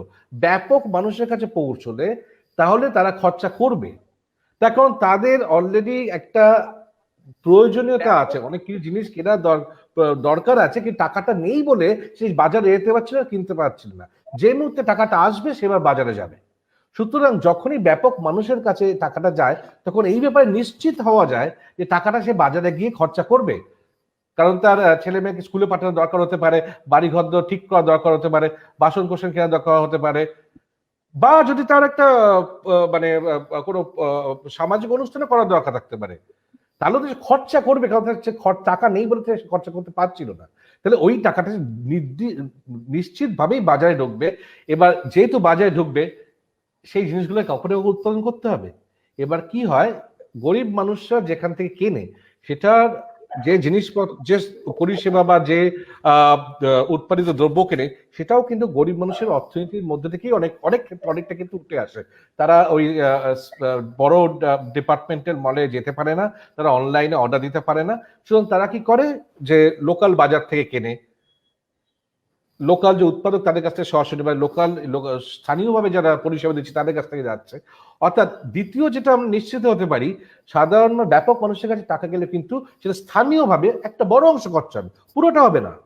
আমি বলছি না যে তারা কেউ মানে টুথপেস্ট কিনলে তার লোকালি তৈরি হচ্ছে না, ওষুধ কিনলে লোকালি তৈরি হবে না, ঠিকই পুরো টাকাটা নিশ্চয়ই লোকালি খরচা হবে না, কিন্তু অনেক টাকা খরচা হবে, তাই তো? তাহলে যেটা দাঁড়াচ্ছে সেটা হচ্ছে টাকা গেলে খরচা হবে এবং সেই টাকার একটা বড় অংশ তুলনামূলকভাবে স্থানীয়ভাবে খরচা হবে, এবং স্থানীয়ভাবে যে অনেক বিকেন্দ্রীকৃতভাবে একটা বাজারটাকে একটু একটু করে চাঙ্গা হবে। ফলে ছোট ছোট উৎপাদক, ছোট ছোট যেটা পরিষেবা দেয়, তারা সবাই একটু একটু করে বাজারটাকে ফিরে পাবে। তাহলে এইটাই যুক্তি যেটা সব অর্থনীতিবিদরা কেন বলছে যে এছাড়া কোনো বিকল্প উপায় নেই।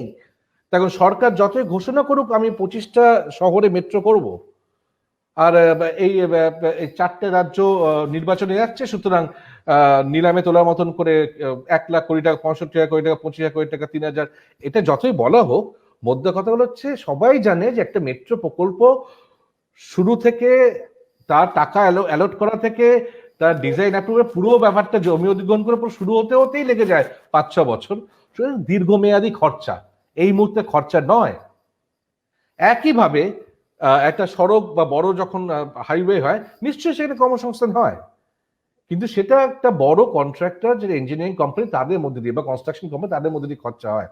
তাদের মধ্যে এখন অনেকটাই মেকানাইজড হয়েছে, নিশ্চয়ই কিছু একটা কর্মসংস্থান হবে, তা হবে না তা বলছি না, কিন্তু তার সঙ্গে তুলনীয় এটা নয় যে যদি আমি সরাসরি মানুষের হাতে টাকা দিতে পারতাম, কারণ সে তাহলে গ্রামের কোনো কারিগরকে ডেকে নিয়ে এসে বাড়িটা ঠিক করতো, গ্রামে কারুর কাছে হয়তো যে জামা বানাচ্ছে বা এবার তার কাছ থেকে জিনিস কিনতো, গ্রাম বা স্থানীয় অর্থনীতি বলতে এটা বলছি, বা অসংগঠিত ক্ষেত্র অনেক সময় বলা হয় টার্মটা, তার কাছ থেকে কিনতো।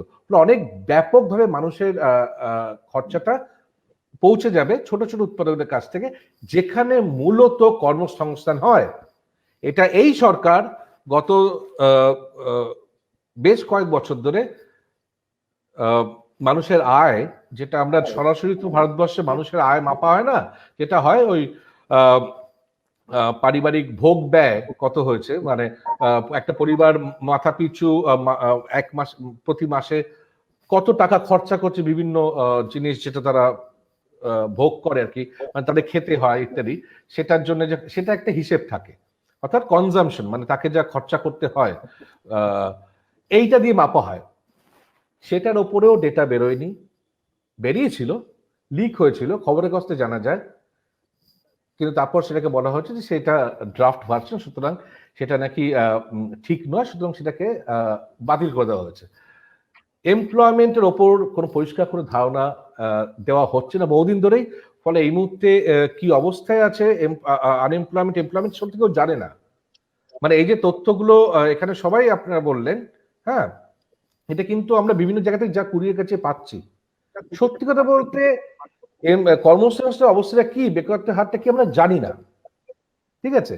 তো এরকম অনেক কিছু জিনিসই আসলে জানানো হচ্ছে না, ফলে আমরা এখনো অবধি অর্থনীতির মন্দাটা যে কতটা গভীর সেটা সম্পর্কে কোনো ধারণা নেই। আমার মনে হয় না যে স্বাধীন ভারতবর্ষে এরকম অবস্থা কখনো সৃষ্টি হয়েছে যে একটা প্রায় গোটা 1 দশক হয়ে গেল আমরা এখনো জানি না দেশের মোট উৎপাদন বা জাতীয় আয় সেটা কোন দিকে যাচ্ছে। আমি কথাটা প্রণববাবু বলেছিলেন যে ওই আর্থিক মন্দার ব্যাপারটা 2008-9 থেকে যেটা পৃথিবীতে এসছে, আর্থিক সংকট আসলো, সেখান থেকে যেভাবে মন্দাটা এসছে, 2009-10 অব্দি বলা যায় যে ভারতবর্ষে একটা আর্থিক বৃদ্ধি খুব দ্রুত গতিতে বাড়ছিল। তখনই ওই চায়নার সঙ্গে কম্পারিজন ইত্যাদি অনেক কিছু হচ্ছিল, প্রচুর বইটই লেখা হয়েছে, কবে ইন্ডিয়া ছাপিয়ে যাবে চায়নাকে, সেসব কথাবার্তা হচ্ছিল খুব। হ্যাঁ, ওটা কিন্তু বেসিক্যালি ওই সময় শেষ হয়ে যায় 9-10-এ। তারপর থেকে সমস্ত ইন্ডিকেটর যদি দেখা যায় যে যেটা বলছে যে অর্থনীতি কিন্তু তারপর থেকে নিম্নমুখী, কখনোই উচ্চতায় পৌঁছয়নি 9-10-এর উচ্চতায়। কিন্তু 2011-12 পর থেকেই ডেটার সেটটা বদলে দেওয়া হলো, নতুন যে ডেটা আনলো তাদের পরিষ্কার হচ্ছে না যে আর্থিক বৃদ্ধির হারটা কি হয়েছে। এমন হয়েছে যে বিমুদ্রীকরণের পরে 2017-18-এ আর্থিক বৃদ্ধিটা সর্বোচ্চ হয়েছিল, তারপর থেকে ক্রমাগত কমছে। 2017-18 পর থেকে গত 2 বছর ধরে 3 বছর ধরে ক্রমাগত কমছে। কিন্তু এটাই আশ্চর্য যে কি করে বিমুদ্রীকরণের পরে বছর আর্থিক বৃদ্ধির হার তার আগের কয়েক বছর তুলনায় সর্বোচ্চ হারে পৌঁছায়। তাহলে এখন এই যে তথ্য, এটা তো একটা মানুষের জানার অধিকার আছে যে আমাদের, কেননা এই যে বিভিন্ন মন্ত্রকগুলো আছে সেগুলো কিন্তু মানুষের পয়সায় চলে, বাজেটে তার বরাদ্দ থাকে, তা সেই মন্ত্রকগুলো যখন তথ্য দেয় তখন এটা মানুষের জানার অধিকার আছে যে কিভাবে সে তথ্য দেওয়া হচ্ছে কি হচ্ছে না, ঠিকভাবে তথ্য পরিবেশন হচ্ছে কি হচ্ছে না। সুতরাং এক অর্থে অবশ্যই মানে বাজেট দিয়ে পুরোটা বোঝা যায় না, কিন্তু এক অর্থে এটা প্রশ্ন করার বাজেট একটা গুরুত্ব জায়গা আছে। জনগণ প্রশ্ন করতে পারে যে এই যে টাকাগুলো খরচা হচ্ছে এই বিভিন্ন মন্ত্রকে, স্ট্যাটিস্টিক্স বা অন্যান্য মন্ত্র যেগুলো তথ্যগুলো কালেক্ট করার কথা, তাদের কাছ থেকে আমরা কেন পরিষ্কার ছবিটা পাচ্ছি না? আজ নয়, গতকাল নয়, 10 বছর ধরে। সুতরাং ওই যে ভি শেপ রিকভারি কথা বলা হচ্ছে, কোন শেপ অ্যালফাবেট সেটা বাদ দিন, ভিটা যে হচ্ছে বুঝবো কি করে যখন আমার কাছে তথ্য নেই? তথ্যই তো আমি জানি না। তো সেই কারণে কোনোভাবে ভারতবর্ষের মন্দার কোনো মানে আমাদের কাছে কোনো মেজারমেন্টই নেই, এবং সেই কারণে যেটা হচ্ছে যে কোনো জিনিস বলে বেরিয়ে যাওয়া যাচ্ছে। একটা হচ্ছে 20 লক্ষ না 27 লক্ষ কোটি টাকার স্টিমুলাস প্যাকেজ প্যান্ডেমিকের সময়। তো ওই 27 লক্ষ কোটি টাকা কোথাও দেখা যাবে? কোথাওটা দেখা যাবে? সেটা বাজেটে দেখা যায়, যেটা প্রসেনজিৎ বললো, বাজেটে দেখা যাবে। তো আয় কমেছে, ব্যয় নাকি বেড়েছে, তাহলে 27 লাখ তার থেকে বেশি দেখা উচিত আয় ব্যয় ঘাটতি। তাহলে আয় তো কমেছে, যা বাজেটে বরাদ্দ হয়েছে তার থেকে কমেছে, আগে যা ভাবা হয়েছিল প্যান্ডেমিকের বছরে কমেছে, আর ব্যয় প্যান্ডেমিকের বছর শুরু গোড়াতে যা ছিল তার থেকে 27 লক্ষ কোটি টাকা যদি বেড়ে যায়, তাহলে তো ঘাটতি তো আরো বেশি হওয়া উচিত। কোথায় গেল? এমনিতেই যে হিসেবগুলো আসলো সেটা হচ্ছে 4 লাখ কোটি টাকা বেড়েছে আগের বছরের তুলনায়। তার মানে 27 লাখ কোটি টাকা কোনোভাবে 4 লাখ কোটি টাকা মধ্যে ঢুকছে না, কি আছে না আছে? আমি 27 লাখ কোটি টাকা হতে পারে না। তাহলে এই যে আমাদের জিডিপি নাকি আমরা 13% খরচা করেছি বলা হচ্ছে, এবং সেই অর্থে আমরা আমেরিকাকেও টপকে গেছি। কারণ আমেরিকা ওদের যে গোটা জাতীয় আয়ের 11% একদম শুরুতেই ঘোষণা করে দিয়েছিল যে আমরা খরচা করব। আমেরিকার ইতিহাসে সবচেয়ে বড় স্টিমুলাস প্যাকেজ একদম প্যান্ডেমিকের গোড়াতে ঘোষণা করে দিয়েছিল, এবং সবার অ্যাকাউন্টে টাকা দিতে শুরু করেছিল। ব্রিটেনেও তাই, মাসে মাসে মানুষের ঘরে একদম টাকা চলে যায়, ব্যাংক অ্যাকাউন্টে টাকা চলে যায়, ছোট ছোট বিজনেস গুলোর অ্যাকাউন্টে টাকা চলে যায়, যাতে তারা চাকরি থেকে না ছাঁটাই করে, একটা সাপোর্ট দেওয়ার ব্যাপার থাকে, যাতে তারা না ছাঁটাই করে। এখানে কি হলো? ঘোষণা করা হলো, কোনো টাকা গেল না। এবার ভাবুন, যতদিনে জানা গেল এটা এই 27 লক্ষ কোটি টাকা কিন্তু এসছে আমার যতটুকু মনে পড়ছে মে বা জুন মাসে, যতটুকু মনে পড়ছে। প্রথমে একটা কত মানে 20 লক্ষ কোটি টাকার কথা বলা হয়েছিল, মে মাসে খুব সম্ভবত এই ঘোষণাটা এসছে। ততদিনে মার্চ এপ্রিলে সমস্ত যে বিজনেস গুলো আছে তাদের কাছে কি ধারণা পৌঁছলো? কোনো স্টিমুলাস প্যাকেজ খরচা করেনি। তার মানে আর আমার কর্মীগুলোকে রেখে কি লাভ? ছাঁটাই করে দিই, বাজার তো আর চাঙ্গা হবে না, সরকার খরচা করছে না, যেহেতু সরকার করছে বাজার চাঙ্গা, ছাঁটাই করে দিই। তাই হলো, পরিযায়ী শ্রমিকরা ফিরে গেল, কিন্তু বিজনেস বুঝতে পারলো আমার আর সরকারের কাছ থেকে কিছু পাচ্ছি না, ফলে বাজারের অবস্থা এমনিই থাকবে, শুধু ছাঁটাই করে দেওয়া হলো। এই যে পরিযায়ী শ্রমিকদের যে ট্র্যাজেডিটা হলো, তার জন্য দায়ী হচ্ছে সরকারের এই ঘোষণা না করাটা এবং খরচা না করাটা। এটা মাথায় রাখতে হবে। মানে আমরা যেমন বেসরকারি ক্ষেত্রকেও দোষী সাব্যস্ত করি, এখানেও বলতে হবে সরাসরি এটা যদি প্রথমে বলে দেওয়া হতো যে না আমি খরচা করব, ফলে বাজার থাকবে, তাহলে হতে পারতো এত লোককে ছাঁটাই করতো না। বা শ্রমিকরাও তো বোকা নয়, তারা বুঝতে পেরে গেছিল যে সরকার খরচা করছে না, এই মালিকও আমাকে রাখবে না, শুধু গ্রামে চলে যাওয়া ভালো। শ্রমিক বুঝতো, মালিকও বুঝতো, হয়তো এত লোককে এভাবে হেঁটে যেতে হতো না, এইভাবে এই ট্র্যাজেডিটা আসতো না। তাহলে সরকার যেটা করেছে হচ্ছে একটা প্যান্ডেমিকে গোটা জনগণের সঙ্গে সরকারের যে দায়বদ্ধতা থাকে সেটা সম্পূর্ণ ছিন্ন করেছে এমন একটা বছরে। এই বছরই করে তা বলছি না, অন্যান্য বছরে করে, বিভিন্ন সরকারি বিভিন্ন সময় করে, তাই বলছি না, কিন্তু যেভাবে এই বছরে করেছে সেটা প্রায় অভূতপূর্ব গণতন্ত্রের ইতিহাসে আমি মনে করি। একটা 100 বছরের এত বড় সবচেয়ে বড় স্বাস্থ্য সংকটে এইভাবে মানুষকে ফেলে রেখা দেওয়া যায়, মানে আত্মনির্ভর মানে হচ্ছে বেশি দাঁড়িয়েছে যে মানুষ নিজের মতন নিজেকে বেঁচে থাকতে পারে, কিছু করার নেই। ইনফ্যাক্ট তাই তো হয়েছে, লোকে গ্রামে ফিরে গিয়ে নিজের মতন করে বেঁচে কাটিয়েছে। এ তো সবাই ঘটে, চিরকালই ঘটে থাকে। কেউ যখন কেউ দেখে না তখন সে কোনো একরকম ভাবে গেরি গুগলি খায়, যা খাওয়া যায় না তাই খেয়ে। আমাদের বাংলা সাহিত্য পড়া আছে কি হতো খরার সময়, এর সময় তাই হয়েছে, মানুষ কোনো একভাবে বেঁচে রয়েছে, এবং সেটাকে যদি ভি শেপ বলা হয় তাহলে বলা যেতেই পারে। হ্যাঁ, তো এইখানে আমি বলতে চাই যে আসলে আমাদের এটাকে রাজনৈতিক জায়গা থেকেও দেখতে হবে। অর্থনৈতিক যুক্তিগুলো যেমন এসছে, এটা কেন যে গণতন্ত্রের পক্ষে এই বাজেট একটা ভয়ঙ্কর উদাহরণ হয়ে থাকে, এবং সেই জায়গা থেকে আমাদের আলোচনাটা মানে এই বছরের কনটেক্সটে করলে ভালো হয়। মানে আমি আশা করবো এই দিকে একটু যদি আলোচনা হয় তাহলে আমি অন্তত খুব খুশি হব। ধন্যবাদ।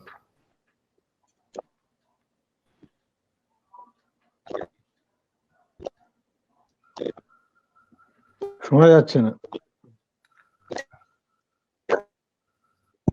শোনা যাচ্ছে না পার্থ, শোনা যাচ্ছে না।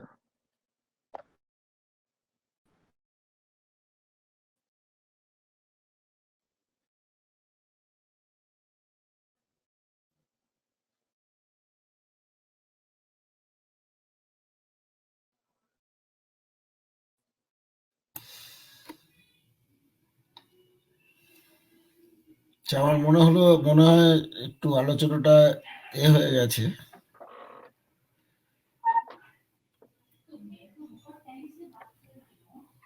সঞ্চালক,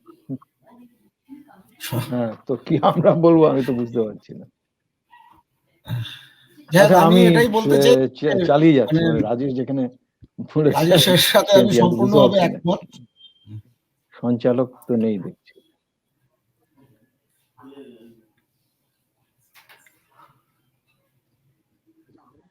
আচ্ছা, আমি বলছি যে আসলে রাজেশ যে কথাগুলো বললো আমিও প্রসেনজিতের মতন সম্পূর্ণ একমত। শুধু আমার ওই প্রশ্নটা রাজেশ যেটা শেষে করেছে আর কি, যে এই যে একটা অভূতপূর্ব এবং অভাবনীয় যেসব নীতিগুলো সরকার গ্রহণ করছে, হ্যাঁ, এইটা তো পাগলামি বলা যায় না। এর নিশ্চয়ই এর পেছনে কিছু কারণ আছে। হ্যাঁ, এই কারণগুলো কি সেটা আমাদের অনুসন্ধান করা দরকার, এবং সেই কারণগুলোর থেকেই হয়তো আমি বুঝতে পারবো যে এদের জনপ্রিয়তা কোথায়, কেন, এবং এটাকে মোকাবিলা কিভাবে করা যায়। যেমন এইটা তো ঠিকই আছে, এখানে দেখছিলাম যে কিছু প্রশ্ন আসছিল যে আমাদের টাকা নেই, টাকা কোথায়। আইএমএফও যেমন বারবার বলছে যে হ্যাঁ এটা তো এরা ডেফিসিটটা একটা নিয়ন্ত্রণে রেখেছে ইত্যাদি। হ্যাঁ, সৌম্য এসছেন। হ্যাঁ, সৌম্য, আপনি বোধহয় মাঝখানে ডিসকানেক্টেড হয়ে গেছিলেন। আমি মাঝখানে 5-7 মিনিট ডিসকানেক্টেড হয়ে গেছিলাম, রাজেশ বাবুর লাস্ট 5-7 মিনিট শুনতে পেলাম। হ্যাঁ, না ঠিক আছে, আমরা এমনিতে অপেক্ষা করছিলাম, তো ওই কোশ্চেন গুলো যেগুলো এসছে সেগুলো নিয়ে প্রভু আলোচনা করছিলেন। আপনি যে সময় ডিসকানেক্টেড হয়েছেন সেই সময় আমরা একটা আলোচনা করছিলাম যে যে অর্থনীতির জায়গা থেকে তো আমরা একটু আলোচনা হলো, কিন্তু এই জাস্ট আপনি জয়েন করার আগে প্রণববাবু বলছিলেন যে এই ঘটনাগুলো যে ঘটলো বাজেটে বা বাজেটে আগে বা পরেও, এটা তো নিশ্চয়ই একটা কিছু ভেবে রাজনৈতিক কোনো একটা উদ্দেশ্য রেখে বা কিছু মাথায় রেখে করা হয়েছিল, সেটা কিভাবে বুঝবো? এই সময় আপনি জয়েন করলেন আবার, করবো এটাই বলছিলেন। হ্যাঁ স্যার বলুন। আচ্ছা, আমি একটু আমার একটা আগে থেকে মিটিং ঠিক করা আছে, আমি সকলকে ধন্যবাদ জানিয়ে আমি একটু থ্যাংক ইউ প্রসেনজিৎ দা। চলে যাচ্ছ? হ্যাঁ হ্যাঁ। আচ্ছা, তো যেটা মানে কেউ কেউ এখানে প্রশ্ন করছিল যে আমরা কি ব্যয় বাড়াতে পারতাম, আমাদের যা অবস্থা, আর্থিক অবস্থা ইত্যাদি ইত্যাদি। হ্যাঁ, এখন আইএমএফ ও তো সেই যুক্তি দিচ্ছে, এবং সেই কারণেই হয়তো আইএমএফ এটাকে ওই ভি শেপ করে যাচ্ছে। ওই যে ভদ্রমহিলা যিনি একাধারে বামপন্থী এবং আইএমএফ এর একজন ফেডারেল গভর্নমেন্টের বোধহয় তো এই ভি শেপটা প্রথম বললেন আর কি। তো সে যা হোক, আমি যেটা ভাবছিলাম যে এই প্রশ্ন এটার পিছনে কি, মানে কেন, এটা তো আর পাগলামি নয়। এখন এই অতিমারির মধ্যে কি কি করেছে, মানে অতিমারির মধ্যে একদিকে তো যেমন খনিজ পদার্থ খুব সহজে এখন বেসরকারি হাতে চলে যেতে পারবে, এবং সেইগুলি নবীকরণের জন্য যে খনি নবীকরণের জন্য আগে যা এই পরিবেশ সংক্রান্ত যে বিধি গুলি দেখতো সে সবগুলো বাতিল হয়ে গেছে, নবীকরণ সহজেই হবে ইত্যাদি। তার সঙ্গে রয়েছে শ্রম আইন, শ্রম কোড তো আগেই চালু হয়েছিল, এখন সেই কোডগুলি বিভিন্ন জায়গায় সেগুলোকে চালু করার চেষ্টা হচ্ছে বিভিন্ন রাজ্যে, এবং সেটা বিজেপি শাসিত না কংগ্রেস শাসিত রাজ্যেও সেটা চেষ্টা চালানো হচ্ছে। আর তার সঙ্গে কৃষি আইন, হ্যাঁ, এরকম নানা দিক দিয়ে দেখা যাচ্ছে যে এখানে কিরকম একটা বেপরোয়া ভাব। এবং শিক্ষা ক্ষেত্রেও দেখা যাচ্ছে যে এটা একটা খুব ইম্পর্টেন্ট জায়গা, শিক্ষাক্ষেত্র, সংবাদ মাধ্যমের উপর কোপ নেমেছে আর কি। সাংবাদিক এবং সংবাদ মাধ্যম যারা সরকারের হয়ে বলে না, তাদের যেভাবে তাদের উপরে হেনস্থা করা হচ্ছে, যারা প্রতিদ্রোহিতার চার্জে ধরে আর কি তাদের গণতান্ত্রিক মানে বিচার প্রক্রিয়া থেকেও তাদের বঞ্চিত করা হচ্ছে। এই যে গোটা বিষয়টা, এটার মধ্যে দিয়ে একটা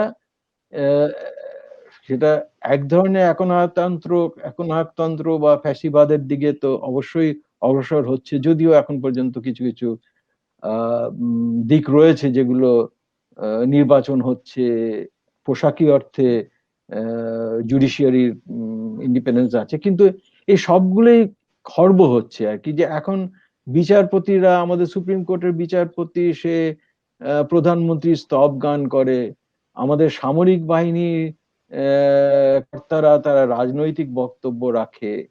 হ্যাঁ, এই সমস্ত কিছু মিলে আমরা দেখছি একটা movement towards a fascist state. এবং এইটার সঙ্গে কিন্তু অর্থনীতির একটা যোগ থাকেই আর কি, যে পুঁজিবাদী ব্যবস্থার মধ্যে যখনই একনায়কতন্ত্র বা ফ্যাসিবাদ এসছে, যেমন হিটলারের দেশে বা মুসোলিনির দেশে, সেখানে দেখা যায় যে একচেটিয়া পুঁজির সঙ্গে তাদের একটা খুব ঘনিষ্ঠ সম্পর্ক থাকে। এবং সেটা কিন্তু আমরা আমাদের দেশেও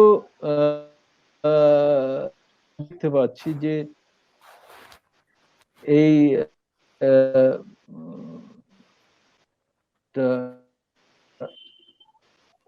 এক সেকেন্ড,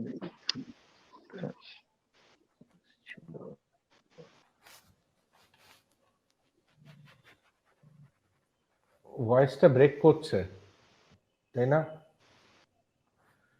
শোনা যাচ্ছে না। শোনা যাচ্ছে না।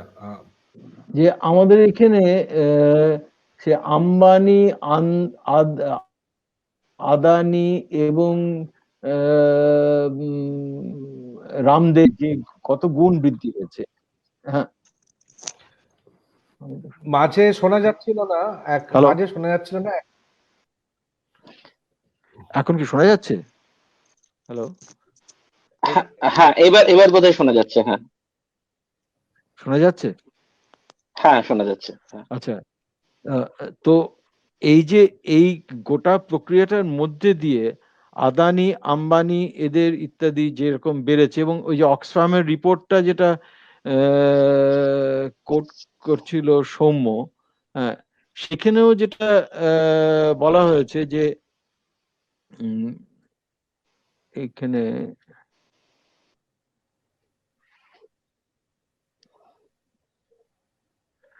মুকেশ আম্বানি বলছে যে নিজেকে এশিয়ার সবচেয়ে ধনী ব্যক্তি হিসেবে প্রতিষ্ঠিত করেছে এবং প্রতি ঘন্টায় সে আয় করেছে 90 কোটি টাকা। হ্যাঁ,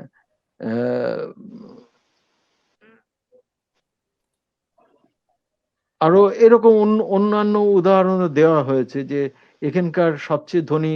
সম্প্রতি প্রকাশিত অক্সফামের প্রতিবেদন বলা হয়েছে যে ভারতীয় বিলিয়নার, অর্থাৎ যাদের সম্পত্তি 100 কোটি টাকারও বেশি, লকডাউনের সময় তাদের সম্পদ 35% বৃদ্ধি পায়। এবং বলা হচ্ছে যে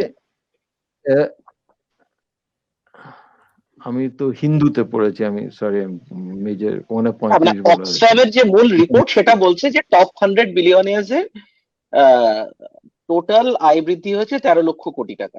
ও, তাহলে 13 লক্ষ করে, হ্যাঁ, 35% বৃদ্ধি পেয়েছে। এর মধ্যে সবচেয়ে ধনী 100 জনের সম্পদ এতটা বৃদ্ধি পেয়েছে যে আমাদের দেশের 1300 লক্ষ গরিবদের মধ্যে বন্টন করা হলে তাদের প্রত্যেকের আয় 94,000 টাকা করে তারা তাদের ব্যাংকে জমা করা যেত ইত্যাদি। তা এখন একটা দেখা যাচ্ছে যে এই অতিমারি এবং তারও আগে যে আমাদের যে আর্থিক নীতিগুলি গ্রহণ করা হয়েছে তার মধ্যে দিয়ে যেমন বেকারত্ব বেড়েছে, যেমন সাধারণ মানুষের দুর্ভোগ বেড়েছে, অতিমারির সময় সেটা আরো বেড়েছে।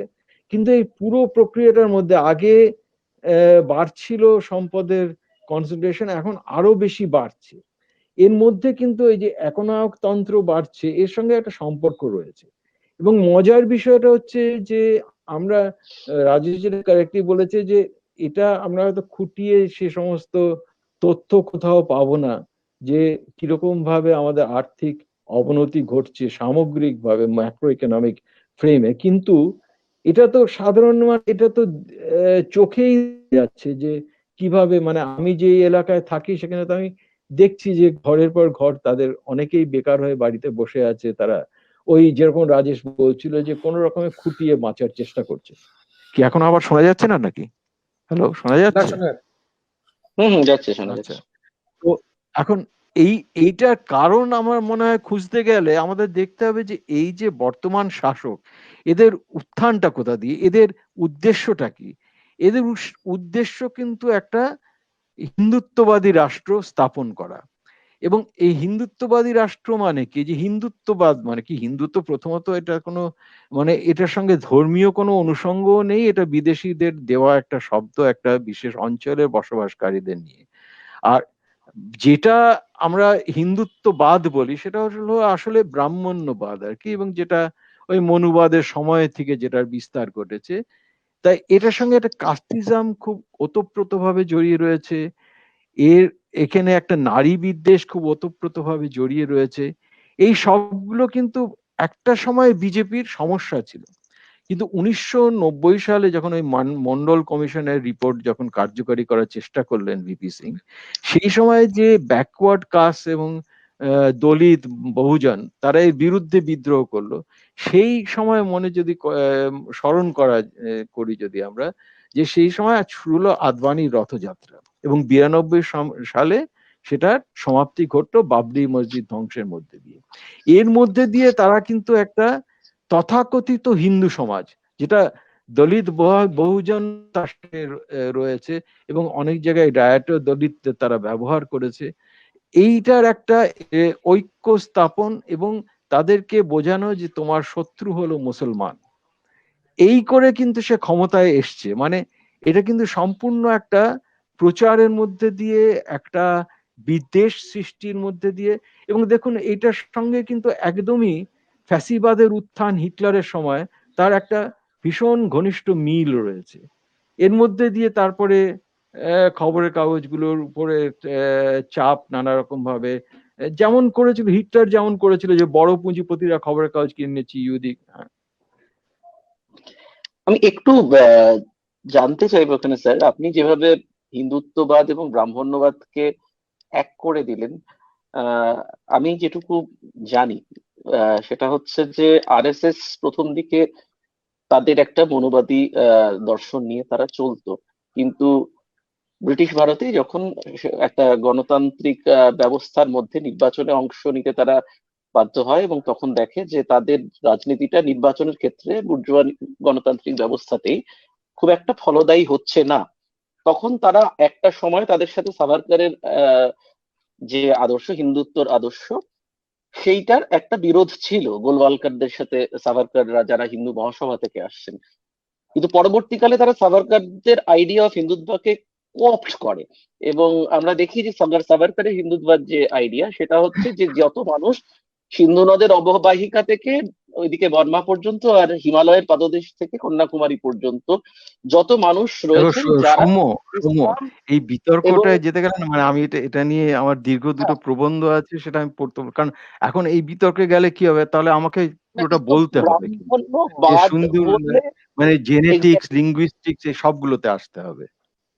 মানে হ্যাঁ, কিন্তু এইটা সরাসরি কিন্তু ব্রাহ্মণ্যবাদ বললে বোধহয় একটু সরলীকরণ করা হয়, না, কারণ আমি মনে করি না, মনুবাদের আমি এটা একদমই মনুবাদের মনে করি। সরাসরি প্রয়োগ কিন্তু বিজেপি এখন করে না, তার থেকে অনেক ফাইনার যে টুলস ডিভিশনের, সেই টুলস গুলো তারা ক্রমাগত ব্যবহার করছে। এবং আপনি যেটা নিজে খুব রাইটলি বললেন যে দলিত সমাজকে কোঅপ্ট করার মাধ্যমে তারা মুসলমানদের সাথে লড়িয়ে দিতে পারছে, অর্থাৎ শ্রমজীবী মানুষ ভারতবর্ষের তারা মূলত দলিত আদিবাসী এবং মুসলমান তাদের মধ্যেকার যে শ্রেণীভিত্তিক ঐক্য, সেই ঐক্যে ফাটল ধরাতে তারা অনেকটা না না সক্ষম হয়েছে এটার না না মাধ্যমে। একটা তো আইডিওলজি থাকে এবং আইডিওলজিটাকে ক্ষমতায় তে আনার জন্যে নানা রকম স্ট্র্যাটেজি অ্যান্ড ট্যাকটিক্স থাকে। যেমন এরা 42 সাল থেকে, মানে আমার ঠিক খেয়াল নেই 42 সাল বা তারও আগে হতে পারে, যে এরা যে আদিবাসী অঞ্চলে যে শিক্ষা প্রসার ঘটাবার চেষ্টা করেছে, এবং সেখানে এখন মানে ভারতের মানে এই মুহূর্তে মানে এটা আমি অনেকে এই 2020-এর ডিসেম্বরের সংখ্যায় এটা পেয়ে যাবে আর কি, সেখানে তথ্যগুলো আছে, আমার অত তথ্য মনে থাকে না যে কত ডিস্ট্রিক্টে তারা ছড়িয়ে পড়েছে। এর মধ্যে দিয়েও কিন্তু অবশ্যই তারা, এবং যেখানে শিক্ষার মানে প্রথাগত শিক্ষা ব্যবস্থার প্রসার ঘটেনি সেখানে এরা প্রায় নিখরচে, অনেক সময় একদমই নিখরচে এরা শিক্ষার ব্যবস্থা করছে, এবং এর টাকাটা আসছে মূলত এনআরআই, ভারতীয় যারা হিন্দুত্ববাদে সমর্থক, এবং এইটার মধ্যে দিয়ে কিন্তু তারা একরকমের হিন্দুত্ববাদী প্রচার চালাচ্ছে। এবং এই যে ঘর ওয়াপসি, হ্যাঁ, এখন ঘর ওয়াপসি তো যদি ধরি যে হিন্দু ধর্ম, তাহলে তো ঘর ওয়াপসি হয় না, কারণ পূর্বজন্মের কর্মের ফলেই তো আজকে আমি যে বর্ণে জন্মগ্রহণ করেছি সেটা আমার বর্ণ, তাই ঘর এখানে ওয়াপসি সাভারকার বলে তো বোধহয় খুব হয় না। গুরুত্বপূর্ণ হয়েছে, এখন সাভারকারের এই ইডিওলজিটা। আদিবাসী সমাজ, তারা তো কখনোই হিন্দু ছিল না, তারা তো বহু, এই যেটা বলছেন যে হিন্দুত্ববাদের প্রসার কিরকম, যে আসলে এই আদিতে ছিল মানে বেদ, যদি ভাবি আর কি, আর্যরা যেটা নিয়ে এসে, আর্যরা মোটেই কোনো একটা জাতি ছিল না, জেনেটিক্যালি এটা প্রুভড যে এটা একটা সংকর জাতি ছিল প্রথমেই। এরপরে তারা যেটা আর্যবর্ত যেটা বলা হয় আর কি, হ্যাঁ, যে বা যেটাকে মানে ইন্টারনাল রিজন বলেও লিঙ্গুইস্টরা বলে আর কি, যেটা মোটামুটি ভাবে গঙ্গা আর যমুনার সঙ্গম পর্যন্ত যেটা বিস্তারিত ছিল সেটাকে আর্যবর্ত বলা হতো। এবং তার যে পূবের দিকে যে অঞ্চলটা, যেটা উড়িষ্যা, বাংলা, বিহার নিয়ে, এবং মজার ব্যাপারটা হলো যে মগধ তো সেখানে রয়েছে আর কি, যে এইটাকে ম্লেচ্ছ অঞ্চল বলা হতো। এখন ম্লেচ্ছ অঞ্চল কেন বলা হতো, এটা তো একটা খুব সমস্যা যায়, কারণ এখানেও তো ইন্ডো ইউরোপিয়ান ল্যাঙ্গুয়েজেস গুলো ছিল, এবং এখানে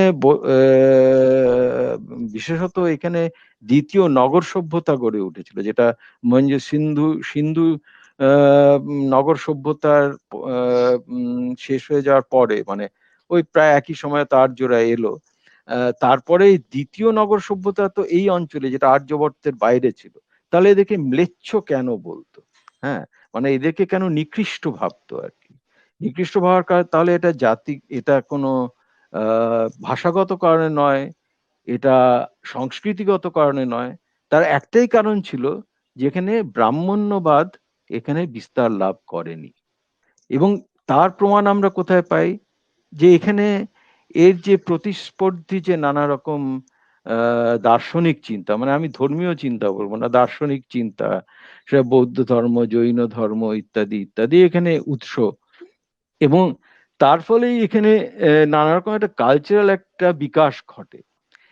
পরবর্তী, মানে আমি মনুবাদ কেন বলছিলাম, যে পতঞ্জলি যখন লিখছে তখন কিন্তু এটাকে বলা হচ্ছে আর্যবর্তের বাইরে, মনুস্মৃতির সময় কিন্তু এটা আর্যবর্তের ভিতরে আনা হচ্ছে। এবং তাহলে কেন, তার মানে এর মধ্যে কিছু একটা ঘটনা ঘটছে, যে ঘটনাটা এই মনুস্মৃতি যখন লেখা হচ্ছে, যখন থেকে আর কি এটাকে আর ম্লেচ্ছ বলা হচ্ছে না, এবং সেটা ছিল ব্রাহ্মণদের এর উপর একটা আধিপত্য, বর্ণ ব্যবস্থার আধিপত্য চলে আসছে, যেটা এখানে ছিল না। এখন দেখো, এটা কিন্তু আমি আরো অনেক গভীরে বলতে পারি, মানে তুমি আমাকে চ্যালেঞ্জ করলে এখানে, সেই জন্য আমি বলছি এইটুকুনি। হ্যাঁ, এখন আমার মনে হচ্ছে আলোচনাটা তো একটা অন্য দিকে চলে যাচ্ছে, তাই ধরেই নাও, হ্যাঁ ধরেই নাও যে এই বিষয়টা আমি জানি, এবং ব্রাহ্মণ্যবাদ এবং হিন্দুত্ববাদ সমান, এটা তার বিশ্বাস। এই বিশ্বাসটাকে তারা প্রতিষ্ঠিত করার জন্য, মানুষের মধ্যে যাতে এই বিশ্বাসটা গেঁথে দেওয়া যায়, এর ভিত্তিতে ক্ষমতায় আসা যায়, সেই জন্যে তারা নানা রকম ট্যাকটিক্স মধ্যে এগুলো রয়েছে। এবার এর ফলে যেটা হচ্ছে, যে তাদের এই ক্ষমতাটা কিন্তু কোনো রকম ভাবে আর্থিক সাফল্য বা সাফল্যের অভাবের উপর কিছুই নির্ভর করছে না। যেটা কংগ্রেসের হোক কি সিপিএম এর হোক কি তৃণমূলের হোক, তারা যদি আর্থিকভাবে যদি সাফল্য না দেখাতে পারে, মানে এটা যদি সাস্টেইনড একটা ডিপ্রেশনের মধ্যে থাকে, তাহলে কিন্তু তাদের ক্ষমতা হারাবার সম্ভাবনা অনেক বেশি থাকে। কিন্তু বিজেপির ক্ষেত্রে এই সম্ভাবনাটা অনেক কম, যে এখনো এই, এবং সেই কারণেই তারা তো এই যে রাজেশ বলল, তারা কোন তথ্য দিচ্ছে না, কিন্তু এটা নিয়ে সেরকম কিছু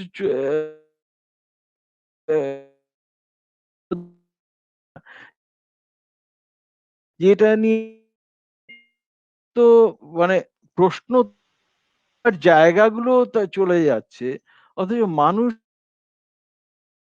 খুব একটা বিচলিত নয়। হ্যাঁ, এবং এই কারণ, এবং এর সঙ্গে যে বড় পুঁজিপতিদের কিন্তু একটা বিরাট ষাট রয়েছে, এবং প্যান্ডেমিকের আগেও এবং এই অতিমারির মধ্যে তো আরো বেশি মাত্রায় হয়েছে। এবং এই সুযোগে যেটা করেছে আর কি, সেটা হলো যে লেবার কোড ইত্যাদি ইত্যাদি সমস্তগুলোর পরিবর্তন করে ওনার সৃষ্টি করে দিচ্ছে এই অল্প কিছু পুঁজিপতিদের, এবং গোটা দেশটা যে আমার ধারণা। হ্যাঁ সময় আমার আর কিছু। হ্যালো, শোনা যাচ্ছে? হ্যালো, শোনা যাচ্ছে? হ্যালো, হ্যাঁ শোনা যাচ্ছে। হ্যাঁ আমার আর কিছু বক্তব্য নেই।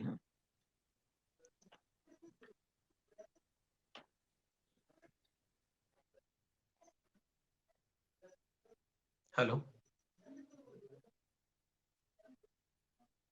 হ্যালো, শোনা যাচ্ছে, শোনা যাচ্ছে, শোনা যাচ্ছে, হ্যালো, শোনা যাচ্ছে। সুমো বলুন, শোনা যাচ্ছে, হ্যাঁ শোনা যাচ্ছে, বলুন বলুন। আমি কিছু শুনতে পাচ্ছি না আসলে। ও, আমরা শুনতে পাচ্ছি আপনাকে সুমবাবু। আমরা শুনতে পাচ্ছি, কিন্তু শোনা যাচ্ছে? হ্যাঁ শোনা যাচ্ছে। আচ্ছা, শেষ যে বিষয়টা নিয়ে আমি আসতে চাইবো সেটা হচ্ছে যে মহামারী পরবর্তী যে সময়টা, মহামারীটা কিন্তু একটা আমাদের কাছে সুযোগও এনে দিয়েছিল। যে আমরা জানি ভারতবর্ষ স্বাস্থ্য ক্ষেত্রে ব্যয়ের দিকে পৃথিবীর সব দেশগুলোর মধ্যে public health care expenditure to GDP রেশিওতে একেবারে নিচের দিক থেকে প্রথম সারিতে রয়েছে।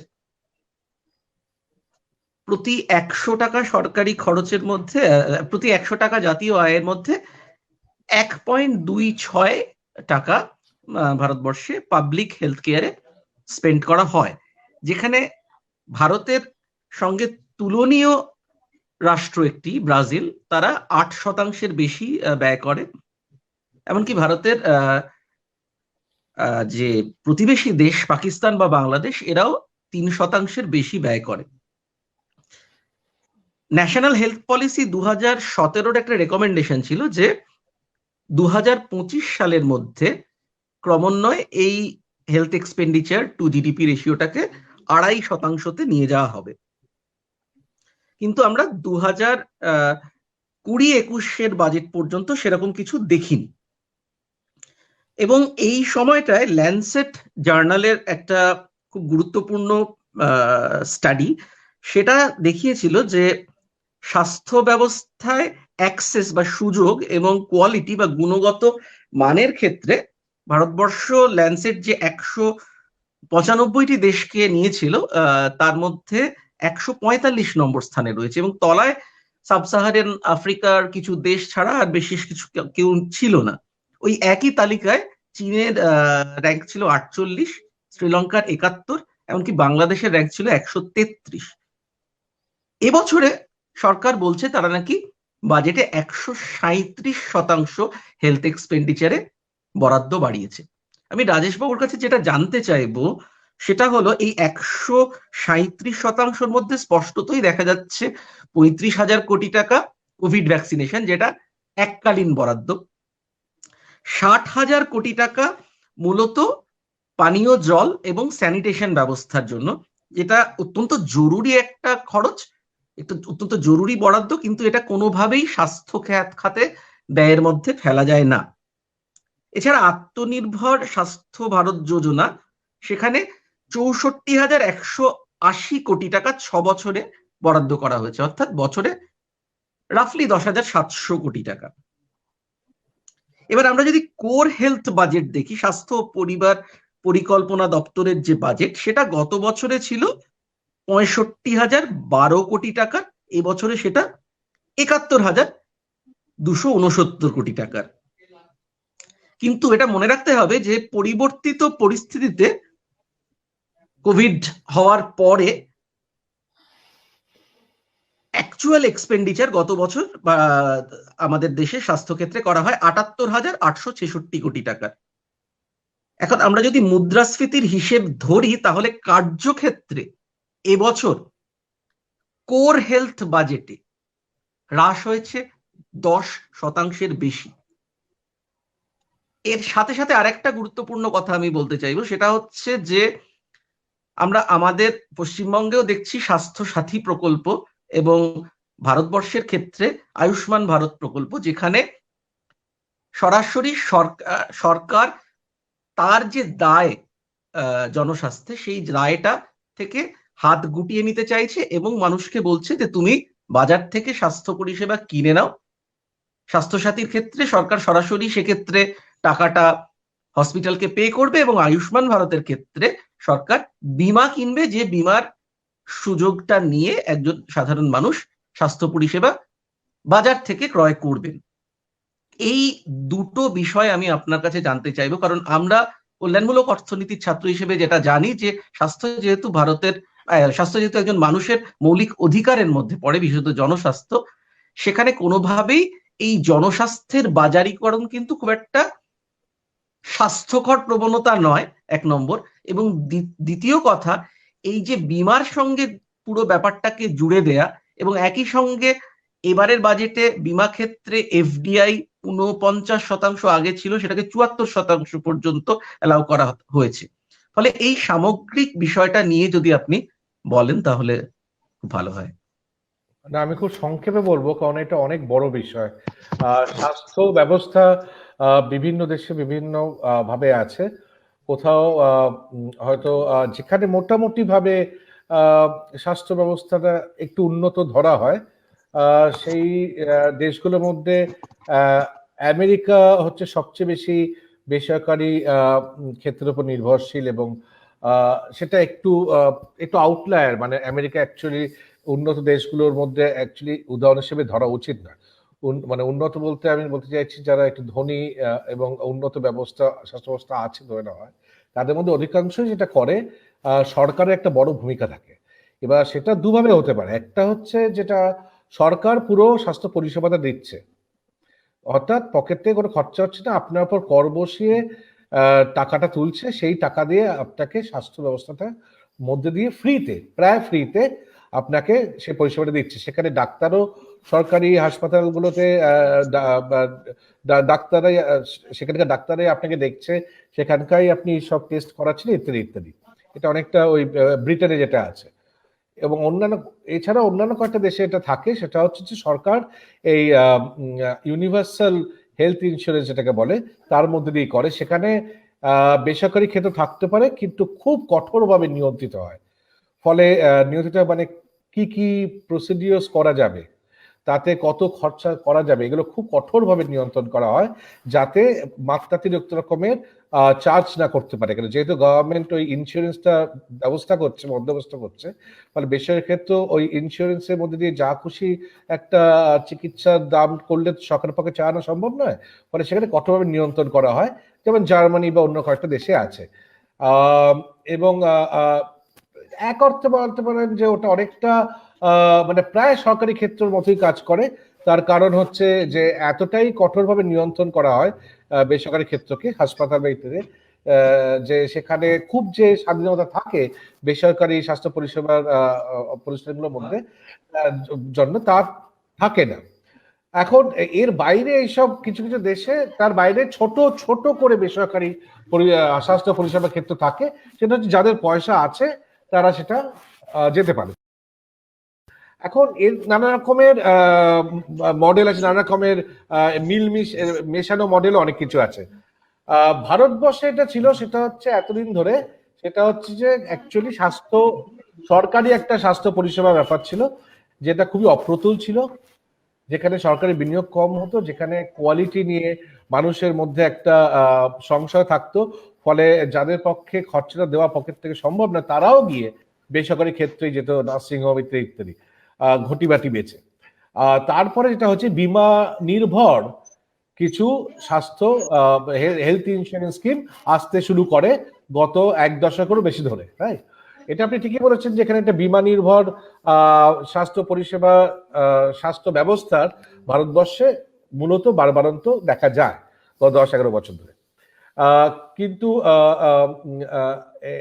এখানে একটা কথা বলতে হবে যে পশ্চিমবঙ্গে যে স্বাস্থ্য সাথী প্রকল্পটা এসছে, এটা একটুখানি আরেকটু ভালোভাবে দেখতে হবে এটা অ্যাকচুয়ালি কিভাবে কাজ করছে।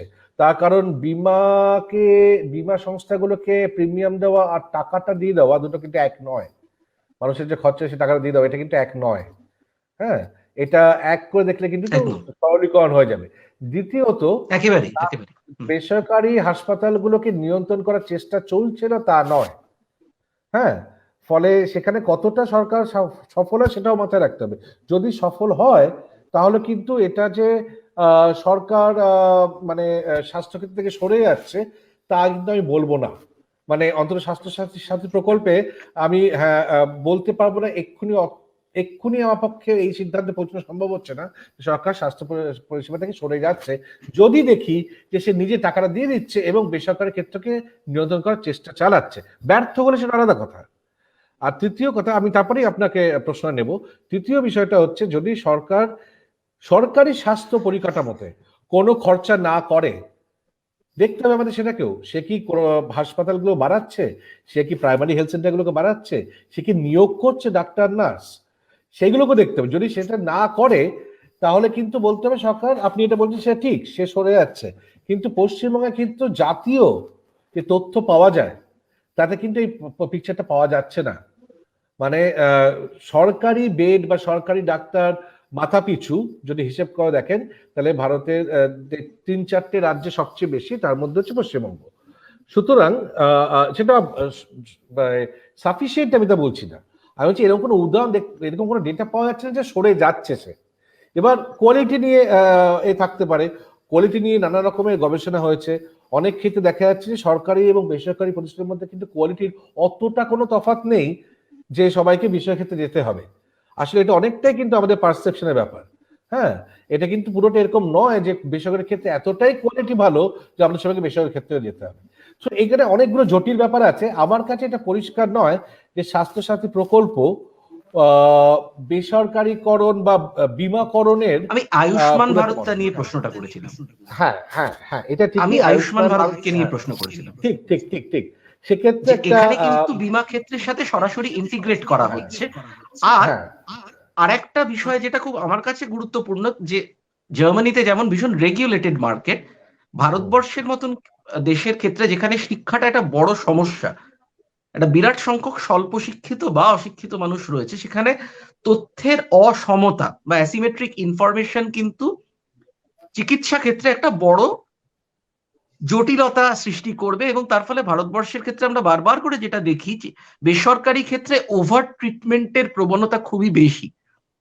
এবং এখনো পর্যন্ত কর্পোরেট হসপিটালের সুবিধে যেহেতু মূলত মধ্যবিত্ত শ্রেণী বা উচ্চবিত্তরা নিতে পারেন, যাদের শিক্ষার হার অনেক বেশি, ফলে তাদের ক্ষেত্রে অন্তত একটা চেক অ্যান্ড ব্যালেন্স থাকে, যে কিছু না হলেও তারা হয়তো দ্বিতীয় বা তৃতীয় কোনো ওপিনিয়ন নেয়ার মতন একটা জায়গায় থাকেন। আজকে যদি সরাসরি একজন গ্রামের মানুষকে বলা হয় তোমাকে 5 লক্ষ টাকার হেলথ ইন্স্যুরেন্স দেওয়া হলো, এবার তুমি কর্পোরেট হাসপাতাল থেকে কিনে নাও তোমার চিকিৎসাটা, দুটো বিষয়, এক হচ্ছে যে ছত্তিশগড়ের যে ভীষণ ঘন জঙ্গলপূর্ণ টারেইন, সেখানেও কি কর্পোরেট হাসপাতাল এই একইভাবে তৈরি হবে? 1 নম্বর। নাকি সেখানে সেই ভদ্রলোককে ছত্তিশগড়ের জঙ্গল থেকে রায়পুর পর্যন্ত আসতে হবে একটা কর্পোরেট হাসপাতালে চিকিৎসা পাওয়ার জন্য? আর 2 নম্বর, আসার পরেও কর্পোরেট হাসপাতালে তিনি যে চিকিৎসাটা পাবেন, সেই চিকিৎসাটা কতটা তার সত্যিকারের কাজে লাগবে? আদপে কি না, আমি এখানে যতগুলো টেস্ট করানো হ্যাঁ। হচ্ছে বা যত ওষুধ দেওয়া হচ্ছে বা যে ধরনের সার্জারি করা হচ্ছে সেগুলো খুব প্রয়োজনীয় ছিল? যেমন সিজারিয়ান ডেলিভারির প্রবণতা ভারতবর্ষে পৃথিবীর মধ্যে অন্যতম হাইয়েস্ট, এবং এই প্রবণতাটা কিন্তু কর্পোরেট হসপিটালের ক্ষেত্রেই দেখা যায়। সরকারি হাসপাতালগুলো এখনো চট করে সিজারিয়ান ডেলিভারি করতে চায় না। ঠিকই বলেছেন, আমি সেটাই বলছি, এটা শিক্ষার হারের সঙ্গে অত সরাসরি ভাবে মানে এ নয়, যুক্ত নয়। তার কারণ হচ্ছে যেখানে শিক্ষার হার বেশি সেখানেও বেসরকারি ক্ষেত্রে ওভার প্রাইসিং, ওভার ট্রিটমেন্ট হয়। সুতরাং শুধু লিটারেসি রেট বাড়লে যে সমস্যার সমাধান হবে, এই অ্যাসিমেট্রিক ইনফরমেশন সমস্যার সমাধান হয় না। এটা পুরো স্বাস্থ্য পরিষেবার ক্ষেত্রে এটা একটা অন্তর্নিহিত এই অসমতাটা। তো যাই হোক, তো সেটা এই বিষয়গুলো তো আমাদের জানা। ফলে আমরা বলবো যে স্বাস্থ্য ব্যবস্থায় ভারতবর্ষ জুড়ে যদি দেখি, তাহলে একটা অবশ্যই এই বাজেটে সুযোগ ছিল যে এই প্যান্ডেমিকের সময় যে উপলব্ধিগুলো হয়েছে সরকারের, সেইখান থেকে শিক্ষা নিয়ে একটা বড় লাফ দিয়ে খরচাটা বাড়ানো, সেরকম কোনো কিন্তু পাওয়া যায়নি এই বাজেটে। যেটা আপনি ফিগার্স গুলো বললেন সেগুলো ঠিকই, মোটামুটি বাজেটে দেখা যায় সেটা হচ্ছে ওই বাজেট একটা গ্লান্স যেটা বলে, তাতে একটা জায়গায় পরিষ্কার লেখা আছে স্বাস্থ্য খাতে এবছর ৭৪,০০০ কোটি টাকা ব্যয় হচ্ছে। আর গত বছর মানে এই বছর আর কি, যেটা শেষ হতে যাচ্ছে অতিবারী বছর, তার শেষে গিয়ে আনুমানিক ব্যয় দাঁড়াচ্ছে ৮৪,০০০ কোটি টাকা। হ্যাঁ, তার মধ্যে ভ্যাকসিন খরচাটা ধরা নেই। তাহলে অর্থাৎ এই শিক্ষা থেকে লাভ দিয়ে যদি বাড়াতে হয়, তাহলে 1.2% থেকে যদি আমরা 2.5 বা 3 তে নিয়ে যেতে হয়, যে ন্যাশনাল হেলথ পলিসিতে আছে, তাহলে যে লাফের দরকার সেই লাফ এই বাজেটে ঘোষণা নেই, সেটা পরিষ্কার। সেই কারণেই যেটা হয়েছে যে অন্য সমস্ত কিছুকে জুড়ে দেখানো হচ্ছে 137% বেড়েছে। তার মধ্যে এটা আপনি বললেন ৩৫,০০০ কোটি টাকার এককালীন খরচা ভ্যাকসিনেশন, তার মধ্যে রয়েছে ৬০,০০০ কোটি টাকা পানীয় জল এবং স্যানিটেশনের খরচা। এমনকি পঞ্চদশ ফিনান্স কমিশনের ফল মানে নিয়ম অনুযায়ী যে টাকা কেন্দ্রীয় সরকারকে দিতে হবে রাজ্য সরকারগুলোতে হেলথ অ্যান্ড স্যানিটেশন এবং ওয়াটার অ্যান্ড স্যানিটেশন এবং হেলথের জন্য প্রায় ৫০,০০০ কোটি টাকা, সেটাকেও ধরা আছে। এটা কেন্দ্রীয় সরকারের ৪৯,০০০ কোটি টাকা, এটা কেন্দ্রীয় সরকারের সিদ্ধান্তের উপর নির্ভর করে না, এটা তো সিদ্ধান্ত নেওয়ার জায়গায় নেই, এটা তাকে দিতেই হবে। সুতরাং এটাকে যদি কেউ ধরে নেয় যে আমি স্বাস্থ্য খাতে বাড়ালাম মানে কি আমার সে সিদ্ধান্ত নিয়েছি, আমি আমার সেই সিদ্ধান্ত নেওয়ার ক্ষমতা আছে, আমি নিয়েছি, এখানে আমার কেন্দ্রীয় সরকারের সিদ্ধান্ত নেওয়ার ক্ষমতাই নেই, তাকে দিতেই হতো। ফলে এই সমস্ত ধরে 2.23 এরকম কত টাকা একটা লাখ কোটি টাকার বাজেট দেখানো হচ্ছে। এটা সবাই বাজেট বেরোনোর পর থেকেই প্রায় ৮ ঘন্টার মধ্যে থেকেই লেখাগুলো বেরোতে শুরু করেছে, এখন সবাই জানে। আমি আর এটা বিলম্বিত করছি না, এখন অনেকক্ষণ চলছে। আসলে একটা বিষয়, রাজনীতি বিষয়টা কেন উঠে আসলো এবং এই প্রণববাবু যে বিষয়টা টানার চেষ্টা করলেন কানেকশনটা, সেটা আসলে গুরুত্বপূর্ণ এই কারণে, আসলে ওইটা আলোচনা ঢুকতে গেলে অবশ্যই অনেক তার মধ্যে তাত্ত্বিক বলবো না, অনেকটা ইতিহাস জানতে হবে, সেটা সত্যি সত্যি একটা স্বতন্ত্র আলোচনা হলেই ভালো। এবং আমার ও ব্যাপারে জ্ঞান নেই, ফলে আমি ওই ব্যাপারের মধ্যে আলোচনা ঢুকবো না। আসলে কেন এই আলোচনাটা দরকার এই বাজেটের সঙ্গে, সেটা জাস্ট আমি যেভাবে বুঝেছি, আমি প্রণববাবুর মতো পড়াশোনা করিনি এই বিষয়টা নিয়ে, সেটা বলে আমি শেষ করব। আসলে বাজেট তো গণতান্ত্রিক প্রক্রিয়ার একটা কেন্দ্রে থাকা একটা ইভেন্ট, একটা ঘটনা, কিন্তু তার মানে তার কারণটা হচ্ছে গোটা বছরের শুরুতে একটা সরকারকে বলতে হয় এই গত বছর এই টাকা জনগণের কাছ থেকে আমরা তুলেছি, ওরা দেশ থেকে তুলেছি, এইভাবে খরচা করেছি। এটা সরকারের টাকা নয়, সরকারের টাকা হয় না, মানুষের টাকা। তো তোমাকে তার হিসেব দিতেই হবে, এবং তুমি কার জন্য কত টাকা খরচা করছো সেটা আমি দেখবো না। ফলে এটা গণতান্ত্রিক প্রক্রিয়া কিন্তু খুব গুরুত্বপূর্ণ একটা বিষয়। ফলে বাজেট থেকে সমস্ত কিছু পাওয়া যায় না, সেটা ঠিকই, আমিও স্বীকার করি যে প্রত্যেক বছর বাজেট সেভাবে দেখি না। তার কারণ হচ্ছে বাজেটে অনেক কি বলে অনেকের ম্যানিপুলেশন থাকে, ও ভেতরে গিয়ে ওই কোন ফিগার কি দেখতে দেখতে মাথার ঘাম পায়ে ফেলে সবসময় ইচ্ছা করে না, কিন্তু এটা গণতান্ত্রিক প্রক্রিয়ার একদম কেন্দ্রে অবস্থিত চেক এন্ড ব্যালেন্স। এটা করতেই হবে। চেক এন্ড ব্যালেন্সের ব্যাপার না, এটা সরাসরি জনগণের কাছে জবাবদিহি করতে হবে যে টাকাটা নিয়ে কি করছো, 100 টাকা তুলেছো আমার কাছে, কোথায় খরচা করেছো, কার জন্য করেছো। হ্যাঁ, ফলে সেইখানে দাঁড়িয়ে যদি এক সরকারকে দেখা যায় সে শুধু ছল চাতুরি করছে না, সে তথ্য দিচ্ছে না, এই ক্ষেত্রে এই বছরের ক্ষেত্রে খোলাখুলি খরচা করলো না, জনগণকে আশু রিলিফ দেওয়াটাও করলো না, সেটা 100 দিনের কাজের প্রকল্প হোক বা অন্যান্য কিছু হোক, সরাসরি টাকা দিয়ে দেওয়া হোক, এমনকি প্রধানমন্ত্রী কৃষি সম্মান নিধি, যেটা প্রধানমন্ত্রীর সবচেয়ে প্রিয় প্রজেক্ট ছিল 2019 সালে লোকসভা ইলেকশন আগে, সেখানে পর্যন্ত বরাদ্দ কমিয়ে দেওয়া হয়েছে, যেখানে কৃষকদের পরিবারকে দিয়ে দেওয়া হয়। তাহলে এই যে খোলাখুলি টাকা দেওয়া হলো না এরকম একটা ভয়ঙ্কর বছরে, এটা একটা গণতন্ত্রের সংকট। এবং এটা কি করে একটা গণতান্ত্রিক ভাবে নির্বাচিত সরকার করতে পারছে, তারা নিশ্চয়ই মানুষের অ্যাসপিরেশনকে সে কোনো একভাবে মানে সে ম্যানেজ করতে পারছে। ইকোনমিক অ্যাসপিরেশন, অর্থনৈতিক এক্সপ্রেশন বা জীবনের যে চাহিদার জায়গাটা, সেইটা যদি না করতে পারতো, অন্য কোনোভাবে নিশ্চয়ই করছে, সেখানেই হিন্দুত্ববাদী প্রজেক্টের কথাটা চলে আসে। সে অন্য কোনোভাবে তার অ্যাসপিরেশন, তার যে সুখী জীবনে বা একটা শান্তিপূর্ণ জীবনের যে অ্যাসপিরেশন, সেটা কিভাবে সে একটা অন্য অ্যাসপিরেশন নিয়ে যাচ্ছে, যে তুমি মানে একটা বিশেষ সম্প্রদায়ের মানুষকে অ্যাটাক করো, একটা বিশেষ ধরনের মানুষকে অ্যাটাক করো, বিশেষ রাজনীতির মানুষকে অ্যাটাক করো, এই যে তুমি জয়ী হলে, এই যে তুমি হারাতে পারলে, এই যে একের পর রাজ্যে আসতে পারলে, অর্থাৎ মানুষের যে জীবনের জন্য যা দরকার এবং অর্থনৈতিক অ্যাসপিরেশন জায়গা থেকে সে কোনো একভাবে হিন্দুত্ববাদী প্রজেক্টের মধ্যে দিয়ে, হিন্দুত্ব প্রজেক্টের মধ্যে দিয়ে অন্যদিকে ঘোরাতে পারছে বলেই সে কিন্তু এই বাজেটগুলোকে এইভাবে পরপর চালিয়ে যেতে পারছে। ফলে এখানেই কানেকশনটা, কোন একটা যুক্তি তো কাজ করছে, কাজটা হচ্ছে এইটা, যেহেতু ওদের কাছে এই মতাদর্শটা আছে, ওদের দরকার পড়ছে না আর যে বাজেটটা নিয়ে মাথা ঘামানো, তার কারণ জানে যে অন্য একটা জিনিস সে মানুষকে দিতে পারছে, যা দিয়ে সে মানুষের কাছ থেকে তার নির্বাচিত হওয়ার যে প্রক্রিয়াটা সে সমানে জারি রাখতে পারে। সুতরাং এই কানেকশনটুকু আমাদের কিন্তু অন্তত মাথায় রাখা দরকার। দীর্ঘ যে আলোচনা হচ্ছে সেটা হয়তো পুরোটা আমরা মাথায় রাখতে পারবো না, আরো হয়তো বড় পরিসর আলোচনা করা দরকার, কিন্তু এই কানেকশন যদি মাথায় না রাখা যায় তাহলে কিন্তু মানে আমরা বুঝতে পারবো না এই বাজেটটাকে। এইটাই আমার বলার ছিল। ধন্যবাদ।